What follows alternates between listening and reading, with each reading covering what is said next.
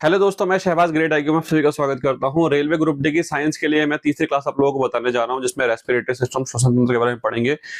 Science के लिए railway group D की ये सबसे बेस्ट क्लासेस हैं, क्योंकि हम पूरा का पूरा एनसीईआरटी बेस पर पढ़ रहे हैं। और जो पीडीएफ मैं आप लोगों को प्रोवाइड कर रहा हूँ रेलवे ग्रुप डी में, इससे बाहर आप लोगों को कुछ नहीं आने वाला। आप लोगों को किसी भी बुक से एडिशनल पढ़ने की जरूरत नहीं है, ना ही कोई प्रीवियस ईयर करना। जितना मैं आप लोगों को बता रहा हूँ ये मोर देन सफिशिएंट है आप लोगों के लिए। प्रीवियस ईयर भी मैं आप लोगों को कंप्लीट करा के चलूंगा। पहले मैं आप लोगों को थ्योरी करा रहा हूँ और उसके बाद मैं आप लोगों की प्रीवियस ईयर की एक क्लास सेपरेट करके बनाऊंगा। तो एक एक करके हम चीजों को समझेंगे कि रेस्पिरेटरी सिस्टम में जो है कैसे क्वेश्चन बन सकते हैं। रेस्पिरेटरी सिस्टम की जो क्लास है ये काफी इंपॉर्टेंट होती है स्टूडेंट के लिए रेलवे ग्रुप डी साइंस में। तो कैसे क्वेश्चन आप लोगों के 2026 में और 25 में जो है रेलवे ग्रुप डी में, चाहे वो एएलपी हो, एनटीपीसी हो या रेलवे ग्रुप डी हो, किस टाइप के आपके क्वेश्चन बने हैं, हर एक चीज को डिटेल में डिस्कशन करेंगे। और जिन स्टूडेंट ने अभी तक जो है क्लास ज्वाइन नहीं की है, तो पहले आप क्लास ज्वाइन कर लो। डाइजेस्टिव सिस्टम और एक्सक्रीटरी सिस्टम, पाचन तंत्र और उत्सर्जन तंत्र कंप्लीट हो चुका है। डिस्क्रिप्शन में लिंक डाल रहा हूँ दोनों वीडियो के, उसको चेक कर लेना। टेलीग्राम ग्रुप में ज्वाइन कर लो, पीडीएफ में आप लोगों को वहां प्रोवाइड करा दूंगा। इससे बाहर आप लोगों को कुछ भी पढ़ने की जरूरत नहीं है। अगर आप इतना भी कवर कर लेते हैं ये तो आप लोगों का सफिशिएंट है। आप लोगों को ना तो किसी अलग से किताब से पढ़ने की जरूरत है, ना ही अलग से कुछ करने की जरूरत है। ये सफिशिएंट है, आप लोगों को इसके अलावा कहीं भी जाने की जरूरत नहीं है। तो आइए स्टार्ट करते हैं हम रेस्पिरेटरी सिस्टम, जिसका नाम है श्वसन तंत्र। तो श्वसन तंत्र के बारे में हम एक एक करके डिस्कशन करेंगे कि इसके डेफिनेशन क्या होती है, प्रक्रिया क्या होती है, ये कैटाबोलिक प्रक्रिया को क्या होती है, ये किसको कहते हैं कैटाबोलिक प्रक्रिया, या फिर इसके जो है कितने टाइप होते हैं, ये माइटोकॉन्ड्रिया क्या होती है, ठीक। फिर श्वसन के प्रकार जो होते हैं, एरोबिक क्या होता है, एनारोबिक क्या होता है, इसका डिस्कशन करेंगे। फिर जो है हम इसके कुछ इंपॉर्टेंट जो पॉइंट हैं, ठीक है, जैसे फर्मेंटेशन होता है, सेल में जो माइटोकॉन्ड्रिया होती है वो कैसे वर्क करती है, ठीक। जब हम सांस लेते हैं तो हमें एनर्जी कैसे मिलती है, उससे हमारी बॉडी में कार्बन डाइऑक्साइड कैसे बाहर निकलती है, या फिर जो है एनर्जी करेंसी कौन सी होती है, ये जो हमारी मांसपेशियों में दर्द होता है, मसल्स में जो क्रैम्प आते हैं वो किस रीजन की वजह से आते हैं। और इसके बाद हम डिस्कशन करेंगे एरोबिक रेस्पिरेशन का, एनारोबिक रेस्पिरेशन का, ऑक्सीजन के उपस्थिति में जब हम शोषण करते हैं तब कैसा होता है, ठीक है, और ऑक्सीजन की अनुपस्थिति में जब शोषण करते हैं तब क्या होता है। इसके बाद हम डिस्कशन करेंगे कि जो अलग अलग जंतु होते हैं, जैसे अगर मैं बात करूं मैमल्स की, तो वो सांस कहां से लेते हैं, रेप्टाइल सांस कहां से लेते हैं, मेंढक सांस कहां से लेते हैं, मछली अपने जो शोषण होते हैं वो कैसे करते हैं। तो इन सब चीजों के बारे में बात करेंगे, यानी हम श्वसन के जो जीवों के जो पार्ट होते हैं उसके बारे में डिस्कशन करेंगे, और ह्यूमन रेस्पिरेटरी सिस्टम के जो पॉइंट्स हैं उनको डिस्कशन करेंगे। इस वीडियो में हम हर एक चीज कंप्लीट करेंगे। उसके बाद लास्ट में क्लास में मैं आप लोगों को 25 से 30 जो है एमसीक्यू कराऊंगा, जो सफिशिएंट रहेंगे आप लोगों के लिए एग्जाम में आने वाले पॉइंट के लिए, ठीक है। तो एक एक करके हम डिस्कशन करते हैं। ये रेस्पिरेटरी सिस्टम यानी श्वसन तंत्र होता क्या है, इसको समझने की कोशिश करेंगे। देखो, आप एक चीज याद रखना, यहाँ पर दो आप लोगों के पॉइंट होते हैं, दो टर्म होते हैं। एक होता है आपका ब्रीथिंग, एक होता है सांस लेना। सांस लेना क्या होता है, मतलब सिर्फ हवा अंदर ली और हवा को बाहर छोड़ दिया, ये सिर्फ सांस लेना होता है, ये श्वसन नहीं होता। तो श्वसन क्या होता है, फिर रेस्पिरेशन क्या होता है, इसको समझने की हम लोग कोशिश करेंगे। देखो ध्यान से देखना यहाँ पे आप लोग, मैं आप लोगों को एक चीज समझाता हूँ यहाँ पे। जैसे मान लो कि मोस्टली क्या होता है कि जब भी हमारे शरीर में हवा जाती है तो वो नाक के थ्रू जाती है, मुंह के थ्रू बहुत कम जाती है, ठीक है। जैसे मान लो कभी जुकाम हो गया या नाक बंद हो गए, तभी हम मुंह से जो है अपने शरीर के अंदर हवा लेते हैं। वरना नॉर्मली क्या होता है कि जो हमारी नोज होती है, नोज, हमारी सारी हवा जो होती है वो नोज के थ्रू ही जाती है। नोज के थ्रू वो कहाँ जाती है, वो हमारे लंग्स में जाती है, ठीक है, वो हमारे लंग्स में जाती है। और हम कौन सी हवा को अंदर लेते हैं, अगर मैं बात करूं तो एटमॉस्फेयर में जितनी भी हवा होती है, हम ये नहीं कहते कि सिर्फ हम ऑक्सीजन को अंदर लेते हैं। आप लोग याद रखना कि ऐसा नहीं है कि एटमॉस्फेयर में जितनी भी हवा है उसमें से हम सिर्फ और सिर्फ ऑक्सीजन को अंदर लेते हैं, ठीक है ना। एटमॉस्फेयर में जितनी भी हवा है हम सारी ही हवा को लेते हैं। जब हम सांस लेते हैं तो हमारे अंदर नाइट्रोजन भी जा रही है, हमारे अंदर कार्बन डाइऑक्साइड भी जा रही है, हमारे अंदर ऑक्सीजन भी जा रही है, ठीक है। और हमारे वायुमंडल में जितनी भी मौजूद गैसें हैं वो सारी ही अंदर जाती हैं। ऐसा तो नहीं है कि फिल्टर करके सिर्फ ऑक्सीजन को ले लें, ऐसा नहीं होता, ठीक है। मगर होता क्या है कि जब हमारे शरीर में सारी की सारी हवाएं जाती हैं, जितनी भी गैसेस मौजूद हैं, उसमें से हमारी जो बॉडी है वो ऑक्सीजन का यूज करती है सिर्फ, ठीक है, और बाकी जितने भी गैसेस होते हैं उनको सीधा बाहर निकाल देती है, ठीक। ये चीज याद रखना आप लोग। तो नोज से क्या होता है, सारी गैसेस हमारे जाती हैं लंग्स में, ठीक है, लंग्स में जाती है सारी गैसेस, जिसके अंदर O2 भी शामिल होती है, ऑक्सीजन भी, बाकी गैसेस भी शामिल होती हैं, उसके साथ साथ ऑक्सीजन भी शामिल होती है, ठीक है। लंग्स जो होता है, लंग्स से जो है हमारी जो हवाएं होती हैं, लंग्स के अंदर जो एक पार्ट होता है एल्वियोली, ठीक है, जिसको वायु कोष्ठक कहते हैं। एल्वियोली, एल्वियोली जो होते हैं, ये एल्वियोली क्या होते हैं मैं आप लोगों को बताऊंगा। अगर मान लो कि आप लोगों के इस तरीके से जो है आप लोगों के ये इस तरीके से आप लोगों के फेफड़े बने होते हैं, तो फेफड़े में जो है छोटे छोटे छोटे छोटे छोटे छोटे जो है इस तरीके से एल्वियोली पाए जाते हैं। ये एल्वियोली क्या होता है, जो गैसों का एक्सचेंज करने का जो काम होते हैं वो ये एल्वियोली ही करते हैं। अभी मैं आप लोगों को डिटेल में डिस्कशन करूंगा कि किस तरीके से ये गैसों का एक्सचेंज करते हैं। तो आप लोग याद रखोगे लंग्स के अंदर जो है एल्वियोली पाए जाते हैं जो गैसों का एक्सचेंज करते हैं। ये ऑक्सीजन जो होती है लंग्स से जाती है एल्वियोली में, ठीक है, लंग्स से जो है वो जाती है एल्वियोली में, और यहाँ पे जो है गैसेज एक्सचेंज होती है दोनों लंग्स के अंदर। एक लंग्स के अंदर लगभग 15 करोड़ के आसपास जो है एल्वियोली मौजूद होती है। ये आप लोग याद रखोगे, पेपर में ऐसा भी क्वेश्चन आ चुका है कि एल्वियोली का संबंध कौन से पार्ट से है, ब्रेन से, लंग्स से, किडनी से, लीवर से, ठीक है। तो आप लोग याद रखोगे लंग्स से संबंधित है। एल्वियोली के बाद जो है ये जो हमारी ऑक्सीजन होती है, ऑक्सीजन ये जाती है हमारे किसी इसके अंदर, हमारे जो टिश्यूज होते हैं उत्तक जो होते हैं टिश्यूज के अंदर जाती है, ठीक है। टिश्यू से जो है ये हमारी सेल के अंदर जाती है, सेल के अंदर, और सेल के अंदर जब जाती है तो इसमें सेल्यूलर रेस्पिरेशन होता है। होता है क्या है, हम सब चीज जानते हैं, डाइजेशन सिस्टम में हम लोगों ने पहले ही पढ़ा है कि जब भी हम कोई खाना खाते हैं तो उस खाने का ब्रेकडाउन होता है और हमें ग्लूकोज मिल जाता है। हमें क्या मिलता है, हमें ग्लूकोज मिलता है जब भी हम कुछ खाना खाते हैं। मान लो हम लोगों ने एक एप्पल खाया तो उसमें हमें कुछ ग्लूकोज मिलेगा, ठीक है, C6H12O6 ये ग्लूकोज का फॉर्मूला होता है, ठीक है। तो हमें कुछ ग्लूकोज मिला, और जब हमने हवा ली, जब हमने सांस अंदर ली तो हमें जो है ऑक्सीजन भी मिलती है, और ऑक्सीजन के कितने मॉलिक्यूल्स मिलते हैं तो आप याद रखोगे 6O2। पेपर में आ सकता है कि कितने अणु जो है ऑक्सीजन के आप सांस लेने में मिलते हैं आप लोगों को सेल में, जो आपकी कोशिका होती है, तो आप याद रखोगे कि 6O2 जो होता है वो मिलता है। तो अब आपके सेल के अंदर जो है वो ग्लूकोज भी मौजूद है और आप लोगों का 6O2 भी मौजूद है। तो फिर क्या होता है, जब ये दोनों मिल जाते हैं ग्लूकोज और ऑक्सीजन, तब क्या होता है, हमारी सेल के अंदर एक प्रोसेस होता है, इसका जो है प्रोसेस होना स्टार्ट होता है, और उस प्रोसेस के माध्यम से बाहर निकल के आता है हमारा 6CO2 carbon dioxide, 6H2O water, और उसके साथ साथ हमारे शरीर को मिलती है कुछ ऊर्जा जो कि एटीपी की फॉर्म में मिलती है, ठीक। याद रखोगे आप, हमारे शरीर में जो भी हमें एनर्जी मिलती है वो किस फॉर्म में मिलती है, एटीपी की फॉर्म में मिलती है, एडिनोसाइन ट्राइफॉस्फेट कहते हैं। पूरा डिटेल में डिस्कशन करूंगा अभी किसको एटीपी होती है, कैसे बनता है। तो ये जो प्रोसेस होता है हमारा, जिस प्रोसेस में ग्लूकोज और ऑक्सीजन दोनों मिलकर आगे चलकर जो है कार्बन डाइऑक्साइड, वाटर और एनर्जी बनाते हैं, इसी प्रोसेस को हम कहते हैं रेस्पिरेशन यानी श्वसन। क्या आप समझ पा रहे हैं? एक तो होता है हमारा सिर्फ हवा अंदर ली, और एक होता है हवा बाहर निकाली, उसको कहते हैं सांस लेना। और एक होता है कि हमारे शरीर के अंदर जो हमारा ग्लूकोज मौजूद है और जो हमें ऑक्सीजन मिली है, इस ग्लूकोज और ऑक्सीजन के मिलने के बाद हमारे शरीर से जो है प्रोसेस में बन के निकलती है कार्बन डाइऑक्साइड, वाटर और एटीपी की फॉर्म में कुछ एनर्जी। या मैं इसको इस तरीके से भी लिख सकता हूं कि हमारे शरीर में ग्लूकोज पहले से मौजूद था, ठीक है, और 6 जो O2 है, ऑक्सीजन है, वो हमें मिल गया जब हमने सांस ली। तो उसके बाद जो है हमारा क्या बच जाता है, उसके बाद हमारे प्रोसेस प्रक्रिया के बाद, श्वसन के बाद हमारे शरीर में निकलती है 6CO2 जो हम बाहर निकाल देते हैं, छोड़ देते हैं, ठीक है। वाटर होता है 6H2O जो हमारी बॉडी में, ब्लड में काम आता है, ठीक। और एनर्जी मिलती है एटीपी। ये कितनी एटीपी मिलती है, ये हमें 38 एटीपी, ठीक है, 36 और 38 एटीपी जो है मिलती है। ये 38 और 36 क्या होता है, ये एटीपी क्या होता है, उसको हम डिटेल में समझेंगे। तो पहले हमने इसकी डेफिनेशन समझी कि आखिर ये श्वसन, रेस्पिरेशन होता क्या है। तो हम कह सकते हैं कि रेस्पिरेशन एक ऐसा प्रोसेस है जिसमें गैस का एक्सचेंज होता है, और गैस का एक्सचेंज होने के बाद, गैसों का विनिमय होने के बाद हमारे शरीर को कुछ ऊर्जा मिलती है जो एटीपी की फॉर्म में होती है, एडिनोसाइन ट्राइफॉस्फेट की फॉर्म में हमारे शरीर को कुछ एनर्जी मिलती है, और इस प्रक्रिया को हम श्वसन कहते हैं, रेस्पिरेशन कहते हैं। क्या ये बात आप लोग समझ पा रहे हैं? इसमें किसी को कोई डाउट है? ब्रीदिंग और रेस्पिरेशन में दोनों चीज बिल्कुल क्लियर हो रही है आप लोगों को कि ब्रीदिंग क्या होता है, रेस्पिरेशन क्या होता है। जिस एल्वियोली की बात कर रहा था मैं, वो एल्वियोली कुछ इस तरीके से दिखती है। ये एक एल्वियोली का स्ट्रक्चर है। इस तरीके की 15 करोड़ एल्वियोली जो होती हैं हमारे शरीर के अंदर पाई जाती हैं। ये क्या करती हैं, एल्वियोली गैसों का एक्सचेंज करती हैं, और एल्वियोली जिसको वायु कोष्ठिका कहा जाता है, यही हमारे लंग्स की जो है फंक्शनल यूनिट होती हैं। यही गैसों का विनिमय होता है और गैसों के विनिमय होने के बाद हमारे शरीर को जो एनर्जी मिलती है उस प्रक्रिया को हम श्वसन कहते हैं। पेपर में इस टाइप का क्वेश्चन आप लोगों के बन सकता है। क्या आप ये चीज समझ पा रहे हैं? अब ये किस तरीके से होता है उसको समझो, मगर उसको समझने से पहले हम पहले ब्रीदिंग, सिर्फ सांस लेना और श्वसन, इन दोनों में डिफरेंस को जो है समझेंगे। ब्रीदिंग सिर्फ सांस लेना और रेस्पिरेशन श्वसन, दोनों में डिफरेंस क्या होता है।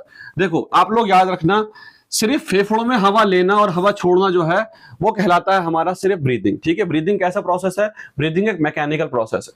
ठीक, और रेस्पिरेशन क्या होता है? ग्लूकोज को तोड़ता है, उसमें ऑक्सीजन डालता है, गैसों का एक्सचेंज करता है और हमें ऊर्जा देता है एटीपी की फॉर्म में। ठीक, तो ये होता है हमारा रेस्पिरेशन। आप लोग याद रखोगे कि रेस्पिरेशन एक आपकी कैटाबॉलिक प्रक्रिया है, क्योंकि इसमें चीजें टूट रही हैं, ग्लूकोज टूट रहा है, तो ये एक कैटाबॉलिक प्रोसेस है। आप लोग ये चीज याद रखोगे। मैं यहां लिख देता हूं कि ये कैसा रेस्पिरेशन क्या होता है आप लोगों का, एक कैटाबॉलिक प्रोसेस है। ठीक है, कैटाबॉलिक प्रोसेस है, ये चीज याद रखोगे। दूसरी चीज, जो हमारी ब्रीदिंग होता है, इसका काम क्या होता है? सिर्फ फेफड़े में हवा को जाना और बाहर निकल जाना। जबकि श्वसन जो होता है वो हमारे सेल तक पहुंचता है और सेल के अंदर जो साइटोप्लाज्म होते हैं और माइटोकॉन्ड्रिया होते हैं वहां तक पहुंचता है। ये सेल के अंदर साइटोप्लाज्म और माइटोकॉन्ड्रिया क्या होते हैं, इसको भी हम पहले समझ लेते हैं थोड़ा डिटेल में, उसके बाद हम आगे बढ़ेंगे, क्योंकि ये बार बार आपके वर्ड आता रहेगा, माइटोकॉन्ड्रिया साइटोप्लाज्म, माइटोकॉन्ड्रिया साइटोप्लाज्म। ठीक है, ये दो वर्ड आप लोगों के बार बार आते रहेंगे, उससे अच्छा है कि इसको हम पहले ही समझ लें।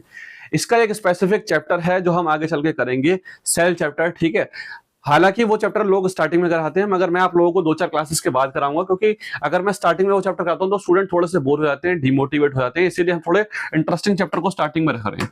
तो हम समझते हैं ये माइटोकॉन्ड्रिया और साइटोप्लाज्म क्या होते हैं। मान लो आप लोगों की ये सेल है, हम लोग जानते हैं कि हमारी जो बेसिक यूनिट होती है, हमारा जो शरीर होता है वो कोशिका से मिलकर बना होता है। हमारा जो शरीर है उसकी बिल्कुल बेसिक यूनिट, अगर मैं कहूं कि एक कमरा है और कमरे की सबसे छोटी इकाई क्या है, तो आप कहेंगे कि ईंट। बहुत सारी ईंटों से मिलकर आपका जो है एक रूम बना हुआ है। ठीक है, इसी तरीके से बहुत सारी सेल से मिलकर जो है हमारा शरीर बना हुआ है। आप लोग याद रखोगे कि हमारी सबसे छोटी जो इकाई है वो सेल होती है। सेल का स्ट्रक्चर कुछ ऐसा है, मैं एग्जांपल के लिए आपको लेकर चलता हूं। सेल वैसे अलग अलग तरीके की होती हैं, जैसे हमारे लीवर में हेप्टिक सेल होती हैं। ठीक है, लास्ट क्लास में मैंने आपको बताया था कि हमारी जो किडनी होती है उसमें नेफ्रॉन सेल होती हैं। ठीक, या हमारे ब्रेन में न्यूरॉन सेल होती हैं। तो सेल अलग अलग टाइप की होती हैं। ठीक है ना, या हमारे हार्ट में कार्डियक सेल होती हैं। तो ये सेल जो होती है कोशिका, इसका स्ट्रक्चर क्या होता है? आप लोग याद रखोगे कि रॉबर्ट हुक ने 1665 में जो है सेल की खोज की थी, एक मृत कोशिका में इसकी खोज की थी। ठीक है, वैसे तो मैं सेल चैप्टर आपको डिटेल में समझाऊंगा, मगर फिलहाल एक बेसिक सी चीज आप लोग समझ लो। ठीक है, इसमें आप लोगों को डिटेल नहीं समझना, डिटेल के लिए मैं आप लोगों को एक अलग से क्लास समझाऊंगा पूरे सेल के बारे में, हर एक चीज। फिलहाल ये जो सेल है आप लोगों की, सेल इस तरीके से होता है। इस सेल के बीच में जो है कुछ पार्ट पाया जाता है जिसको हम केंद्रक कहते हैं, इंग्लिश में इसको न्यूक्लियस कहते हैं। ठीक है, इसको हम केंद्रक कहते हैं। और इसके बाहर जो होता है अलग अलग छोटा छोटा, यहाँ पे जो है बहुत सारा जो है लिक्विड पाया जाता है, द्रव पाया जाता है, बहुत सारा द्रव होता है, जिसको हम क्या कहते हैं? इसको हम साइटोप्लाज्म कहते हैं। ठीक है, जिसको हम साइटोप्लाज्म कहते हैं। आप लोग याद रखोगे, जो कोशिका के अंदर केंद्रक के बाहर जितना भी द्रव होता है उसको हम साइटोप्लाज्म कहते हैं। और न्यूक्लियस के अंदर जो द्रव होता है जितना भी, ठीक है, इसको हम जो है न्यूक्लियोप्लाज्म कहते हैं, केंद्रकीय द्रव कहते हैं। और जितना भी द्रव इस सेल के अंदर होता है, चाहे ये वाला सेल हो, चाहे ये वाला द्रव हो, चाहे ये वाला द्रव हो, अगर इन दोनों को आप ऐड कर दोगे, यानी साइटोप्लाज्म प्लस न्यूक्लियोप्लाज्म जो होता है प्लस ये वाला जो द्रव होता है, इसको हम कहते हैं न्यूक्लियोप्लाज्म कहते हैं। ठीक है, न्यूक्लियोप्लाज्म। तो साइटोप्लाज्म और न्यूक्लियोप्लाज्म अगर मैं दोनों को ऐड कर दूं तो आपका बनता है प्रोटोप्लाज्म। ठीक है, ये चीज आप लोग याद रखोगे, दोनों को मिलकर बनता है आप लोगों को प्रोटोप्लाज्म। अब समझने की चीज क्या है, ये जो द्रव है आपका केंद्रक के बाहर सेल के अंदर, वो कहलाता है हमारा साइटोप्लाज्म। और इस साइटोप्लाज्म के अंदर जो है अलग अलग ऑर्गन होते हैं। इसी तरीके से आप लोगों का एक ऑर्गन होता है इस जगह पे, जिसको हम कहते हैं माइटोकॉन्ड्रिया। ठीक है, इसको क्या कहा जाता है? माइटोकॉन्ड्रिया। ठीक है, माइटोकॉन्ड्रिया कहा जाता है आप लोगों का, इस तरीके से।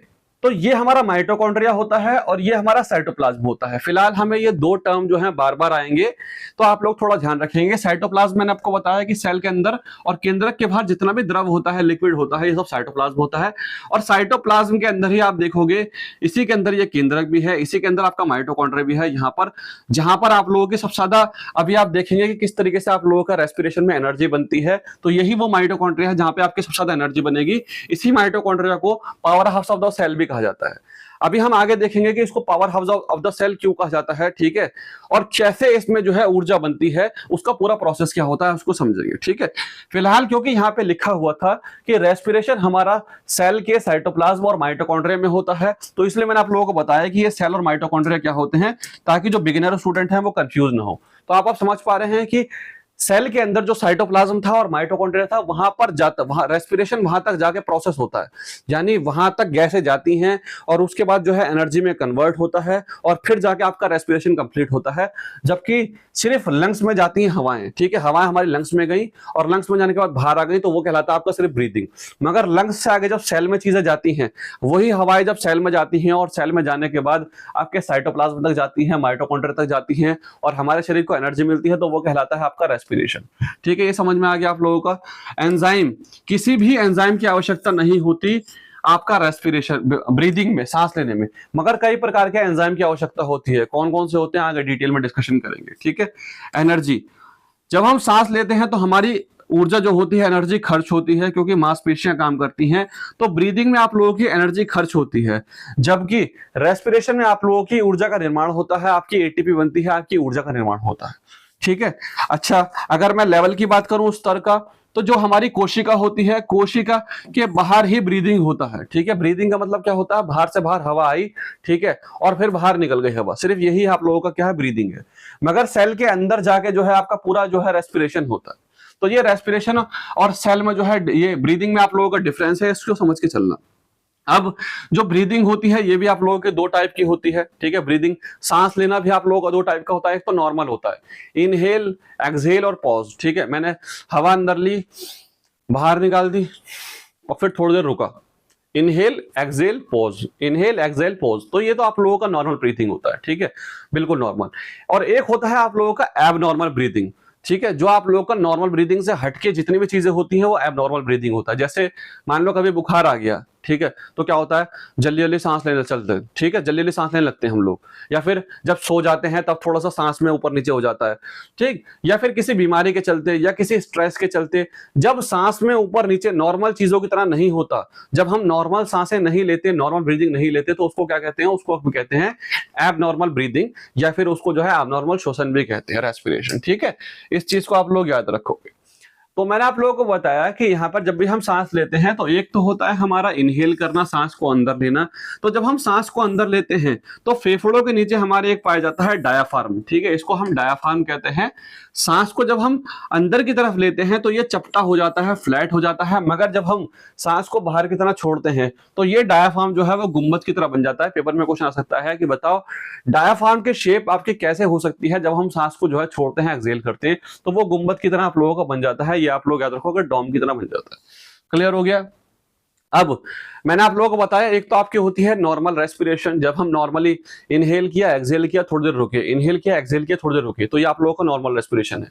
मगर एबनॉर्मल रेस्पिरेशन क्या होता है, उसकी टर्मिनोलॉजी भी देख लो आप लोग, ठीक है। सबसे पहले आप देखोगे टैकीपेनिया क्या होता है। टैकीपेनिया, सांस की रफ्तार सामान्य से बहुत अधिक हो जाती है। मान लो हमें बुखार हो गया, मान लो हमने कोई एक्सरसाइज की, तो हमारे सांस चढ़ जाती है, तो उसको क्या बोलते हैं, उसको बोलते हैं टैकीपेनिया, ठीक है। उसके बाद ब्रैडीपीनिया, ये ब्रैडीपीनिया क्या होता है, सांस की रफ्तार सामान्य से बहुत कम हो जाती है। मान लो अगर सांस बहुत हल्के चल रही है तो उस स्थिति को हम क्या कहते हैं, ब्रैडीपीनिया कहते हैं। फिर एपीनिया जो होता है, ये क्या होता है, सांस का कुछ पलों के लिए पूरी तरह से रुक जाना, ठीक है।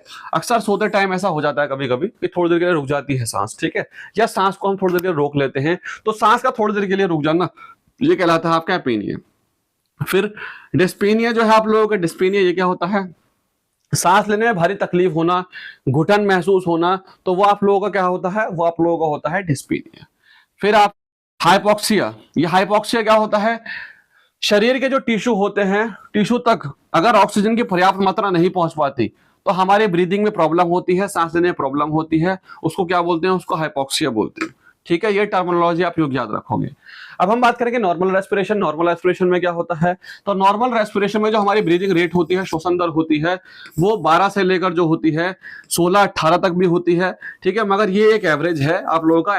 12 से 16 जो होती है बार 1 मिनट में हमारी जो होती है, वो हमारी कितना होती है ब्रीदिंग। ठीक है, 20 तक भी जाती है किसी किसी की, ये नॉर्मल ही होता है। 12 से लेकर अगर 20 तक भी है तो भी वो नॉर्मल में ही आती है। ठीक, टाइडल वॉल्यूम जो होता है वो क्या होता है, यानी एक सामान्य सांस में अंदर या बाहर छोड़ी गई हवा या ली गई हवा, उसकी मात्रा कितनी होती है।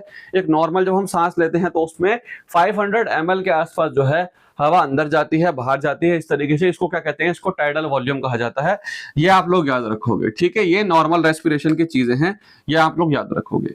अब हम थोड़ा सा आगे चलते हैं और इसके प्रोसेस को समझने की कोशिश करते हैं कि मानव शरीर के अंदर, ह्यूमन शरीर के अंदर रेस्पिरेशन कैसे होता है, ये श्वसन कैसे होता है और इसकी स्टार्टिंग कैसे होती है। और इसको समझने के लिए सबसे इंपॉर्टेंट चीज कि जो हम पढ़ रहे हैं कि पेपर के पॉइंट ऑफ व्यू से क्या ये इंपॉर्टेंट है, या फिर पेपर में कैसे क्वेश्चन इससे बन सकते हैं, वो सबसे इंपॉर्टेंट है। या फिर पेपर में कैसे क्वेश्चन इससे बन चुके हैं और कैसे क्वेश्चन इसमें आ सकते हैं, उसको समझने की हम यहाँ पे कोशिश करेंगे। ठीक है, सबसे पहले मैं आप लोगों को रेस्पिरेशन में जो जो हमारे पार्ट होते हैं, जो यूज होते हैं, उन पार्ट्स के बारे में बताऊंगा और उसके बाद मैं आप लोगों को डिटेल में डिस्कशन करूंगा कि रेस्पिरेशन का प्रोसेस ये कैसे होता है। तो सबसे पहले आप लोग याद रखोगे यहाँ पे ये जो आपके फेफड़े होते हैं, जो लंग्स होते हैं, लंग्स की जो बाहर की जो लेयर होती है, इसका नाम आप याद रखोगे, इसको प्लूरा लेयर कहा जाता है। ठीक है, या फिर प्लूरा मेम्ब्रेन भी कहा जाता है, प्लूरा मेम्ब्रेन। फेफड़ों की सुरक्षा करने वाली दोहरी भारी झिल्ली होती है। पेपर में क्वेश्चन आ सकता है कि ये झिल्ली कितने टाइप की होती है, तो ये आपके दोहरी भारी झिल्ली होती है। ठीक है, जिसको प्लूरा कहा जाता है। प्लूरा के बारे में याद रखोगे। ठीक, और आप लोग जानते हैं कि ये आप लोगों के जो लंग्स हैं, लंग्स के अंदर जो ये इस तरीके से आती है हमारी, अगर आप देखोगे कि पेड़ जो होता है हमारा, पेड़ जो पेड़ की जड़ें होती हैं उसकी तरह जो है आप देखोगे, बिल्कुल पेड़ की जड़ों की तरह जो है ये आप लोगों के जा रहे हैं यहाँ पे। ठीक है, अभी इसको क्या कहते हैं, ब्रोंकी और ब्रोंकियोलस, इसको भी हम ध्यान से समझेंगे। मगर इसका जो लास्ट में जो पार्ट होता है यहाँ पे, अगर आप देखोगे ये छोटे छोटे गुब्बारे होते हैं यहाँ पे, छोटे छोटे गुब्बारे, जिसको एल्वियोली कहते हैं। ठीक है, एल्वियोली। और जब सिगरेट वगैरह पीते हैं तो क्या होता है, सिगरेट पीने से ये जो एल्वियोली होते हैं यही खराब होते हैं। जो सिगरेट पीने वाले लोग होते हैं उनके एल्वियोली खराब होते हैं, इसीलिए क्या होता है, जो गैसेस का जो एक्सचेंज करते हैं उसमें थोड़ी सी दिक्कत आती है। तो आप लोग याद रखोगे कि सिगरेट पीने से क्या होता है, एल्वियोली खराब हो जाते हैं, जिससे गैसेस का एक्सचेंज कम हो जाता है। और इस स्थिति को क्या कहते हैं, इसको जो है हम एम्फीसेमा कहते हैं। ठीक है, एम्फीसेमा कहते हैं किस स्थिति में, जब गैसेस के एक्सचेंज में थोड़ी सी दिक्कत आती है तब। चलिए, एक होता है हमारा एपिग्लॉटिस। मैं उम्मीद करता हूं कि जो स्टूडेंट रेगुलर जुड़े हुए हैं, जिन्होंने हमारा डाइजेस्टिव सिस्टम और एक्सक्रीटरी सिस्टम पढ़ा है, खास करके डाइजेस्टिव सिस्टम, तो वो जानते होंगे एपिग्लॉटस क्या होता है। एपिग्लॉटस हमारा एक ऐसा पार्ट होता है, एक ऐसा ढक्कन होता है, जो ढक्कन जो है जब हम सांस लेते हैं तब वो खाने वाला जो नली होती है हमारी, जिसको हम ईसोफेगस कहते हैं, जो हमारी जो ग्रास नली होती है उस पे बंद रहता है और हम सांस ले पाते हैं। और जब हम खाना खाते हैं तब ये ढक्कन जो होता है, वो ढक्कन जो है उधर चला जाता है, यानी हमारी जो पाइप की जो नली होती है, जिसको हम ट्रैकिया कहते हैं, जिसमें से हम सांस लेते हैं, उसके ऊपर चला जाता है, ताकि ये खाना हमारा जो है वो हमारा जो ग्रास नली है, खाने वाली नली है, उसमें जा पाए, ना कि हमारे जो सांस लेने वाली है नली उसमें आ पाए। तो आप याद रखोगे कि जब हमारी ये जो इस तरीके का जो प्रोसेस होता है, इसमें दो नली होती है। एक तो होती है हमारी जहां से हमारे फेफड़ों के अंदर जाती है, हम सांस लेते हैं, और दूसरी नली जो होती है वो जाती है स्टमक की तरफ, जिसको हम ग्रास नली ईसोफेगस कहते हैं। तो एपिग्लॉटिस ये एक ढक्कन होता है। जब भी हम कुछ खाना खाते हैं तो ये ढक्कन क्या करता है, ये हमारा आ जाता है किसके ऊपर, ये ट्रैकिया के ऊपर, श्वास नली के ऊपर, जिससे हम सांस लेते हैं उसके ऊपर चला जाता है, ताकि खाना उसमें न जा पाए। ठीक है, तो ये कॉमन ढक्कन होता है जिसको हम एपिग्लॉटस कहते हैं।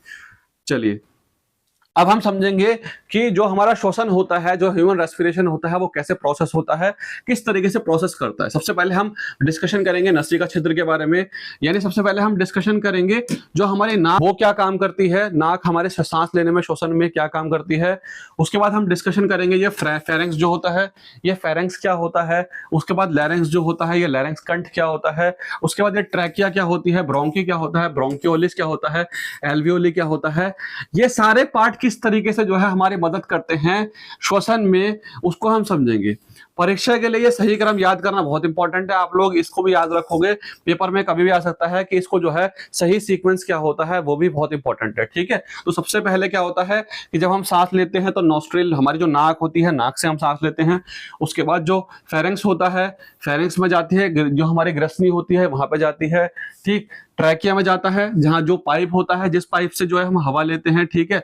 उसके बाद ब्रोंकी में जाता है, फेफड़ों के ये जो शुरुआत होती है, ये जो आप देख रहे हैं शाखाएं टाइप वो, ठीक है। फिर ब्रोंकियोलिस, इसकी जो जड़े टाइप हैं वो ब्रोंकियोलिस, और फिर इसके ऊपर जो छोटे छोटे आप ये देख रहे हो गुब्बारे देख रहे हो, गुब्बारे टाइप, ये होते हैं एल्वियोली, ठीक। अब ये कैसे कैसे काम करते हैं उसको समझने की कोशिश करो। सबसे पहले जब भी हम सांस लेते हैं, जब भी हमारी बॉडी के अंदर हवा जाती है, तो हवा कहाँ से शुरू होती है? वो नाक से हम सांस लेना स्टार्ट करते हैं। और आप जानते हैं कि जो हमारी नाक होती है, नाक के अंदर जो है छोटे छोटे बाल मौजूद होते हैं, किसी के बहुत बड़े भी होते हैं, मगर छोटे छोटे बाल जो होते हैं वो तो हर किसी के मौजूद होते ही होते हैं।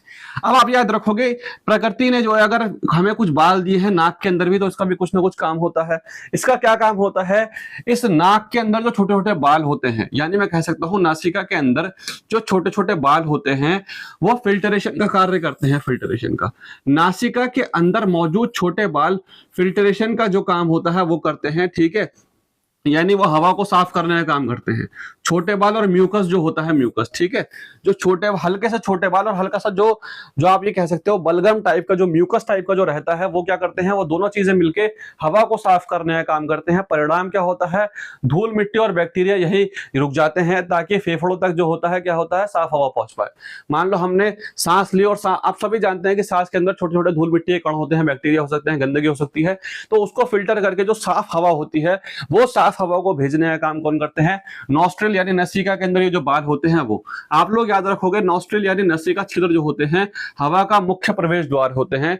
यानी नॉर्मली हम जब भी सांस लेते हैं तो वो इस नाक से यानी नसिका से ही सांस लेते हैं। बहुत कम सिचुएशन में जो है हम मुंह से अपने सांस लेते हैं, जब नाक बिल्कुल तरीके से बंद हो जाती है किसी बीमारी वगैरह के चलते, ठीक है। वरना नॉर्मली सारा का सारा सांस जो है वो नॉस्ट्रिल से ही लिया जाता है। तो नॉस्ट्रिल के बाद, नसिका के बाद हमारी जो है हमारी हवाएं आगे जाती हैं, और अगला पार्ट हमें मिलता है फेरिंक्स यानी ग्रसनी कहते हैं, ठीक है। ये ग्रसनी क्या होता है? ये हमारा जो है क्रॉस रोड और सुरक्षा गार्ड कहा जाता है। पेपर में क्वेश्चन पूछ सकते हैं ये क्रॉस रोड या सुरक्षा गार्ड कौन सा है, तो ये आप लोगों का फेरिंक्स है।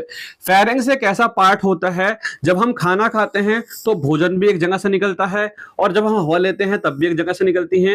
ये जो कॉमन जो रास्ता होता है, यहीं पे हमारी एक जगह होती है जिसको हम फेरिंक्स कहा जाता है, ठीक है। आप लोग याद रखोगे, ये भोजन और हवा दोनों से गुजरने का एक कॉमन रास्ता होता है, ठीक है। जब फेरिंक्स से जब आपके जो है भोजन गुजरता है या हवा गुजरती है, आप लोग याद रखोगे यहाँ पे आप लोगों के दो पाइप होते हैं। एक पाइप आपका ऐसा होता है जहां से आप लोगों की हवा निकलती है, ठीक है, हवा गुजरती है, और दूसरा पाइप ऐसा होता है जहां से आप लोगों का भोजन गुजरता है, ठीक है। एक पाइप से आपकी हवा गुजरती है और दूसरे पाइप से आप लोगों का भोजन जो होता है भोजन जाता है। और इसके ऊपर जो होता है यहाँ पे हमारा एपिग्लोटस होता है। एपिग्लोटस में आप लोगों को बता चुका हूं, एपिग्लोटस एक ऐसा ढक्कन होता है कि जब हम खाना खाते हैं तो वो एपिग्लोटस एक ऐसा ढक्कन है जो ढक्कन बंद कर देता है किसको? जहां से हमारी हवा जाने वाला जो पाइप है, जो एक आगे वाला जो पाइप होता है, इसको बंद कर देता है ताकि खाना उसमें ना जा पाए, ठीक है। खाना हमारे सिर्फ उसी पाइप में जा पाए जो हमारा फूड पाइप है, जो हमारे हवा लेने वाला पाइप है उसमें खाना ना जा पाए। तो उसके इसीलिए हमारा जो एक पॉइंट होता है, जो कॉमन पॉइंट होता है, जिसको हम एपिग्लोटस कहते हैं, लैरिंक्स के ऊपर स्थित एक सुरक्षा ढक्कन जो है, सुरक्षा फैल्व, खाना खाने समय जो है यह श्वास नली को जो है बंद कर देता है। समझ में आ गया? लैरिंक्स क्या होता है मैं आपको बताऊंगा। तो आप समझ गए फेरिंक्स क्या होता है। फेरिंक्स एक कॉमन रास्ता है जहां से हवा और भोजन दोनों जाते हैं, और एपिग्लोटस एक ऐसा ढक्कन है, एक ऐसा सुरक्षा फ्लैप है जो है जब भी हम खाना खाते हैं तो वो उसको बंद कर देता है आपके श्वास नली को, ठीक है। नेक्स्ट अगला हमारा आता है लैरिंक्स। ये लैरिंक्स क्या होता है? तो आप लोग याद रखोगे कि जहां से हमारी जो श्वास नली होती है, जहां से हम सांस लेते हैं, उस श्वास नली के स्टार्टिंग में जो होता है वो हमारा लैरिंक्स पाया जाता है। इसी को हम शरीर का साउंड बॉक्स भी कहते हैं, क्योंकि इसके अंदर जो हमारे वोकल कॉर्ड मौजूद होते हैं। यानी हम कह सकते हैं कि हमारे जो शरीर में जो आवाज निकलती है, जो साउंड निकलती है, वो इस लैरिंक्स के अंदर मौजूद जो वोकल कॉर्ड होते हैं उसी की वजह से निकलती है, उसी की वजह से, ठीक है। और उसके बाद हमारी होती है ट्रैकिया। इस लैरिंक्स के नीचे ये जो नली आप लोग देख रहे हो, ये नली आप लोगों की कहलाती है ट्रैकिया। ट्रैकिया क्या होती है? गले से छाती तक जाती है, जहां से हमारी जो श्वास नली होती है ये ट्रैकिया कहलाती है, जहां से हमारा श्वास जाता है, ठीक है। इसको समझेंगे पूरा कि ये वोकल कॉर्ड क्या होता है, लैरिंक्स क्या होता है, इसको थोड़ा डिटेल में समझने की कोशिश करेंगे। सबसे पहले हम समझेंगे कि हमारा जो लैरिंक्स होता है वो क्या होता है। देखो आप लोग ध्यान से देखना कि ये वाला जो पार्ट है आप लोगों का, ये वाला पार्ट, ये पूरा पार्ट जो है आप लोगों का लैरिंक्स कहलाता है। ये लैरिंग्स है आप लोगों का पूरा पार्ट। अब लैरिंग्स के अंदर ये जो आगे आप लोगों का निकला होता है, आप देखोगे गले के आगे जो है इस तरीके से थोड़ा सा शेप निकला होता है बाहर को, उसको बोलते हैं एडम्स एप्पल।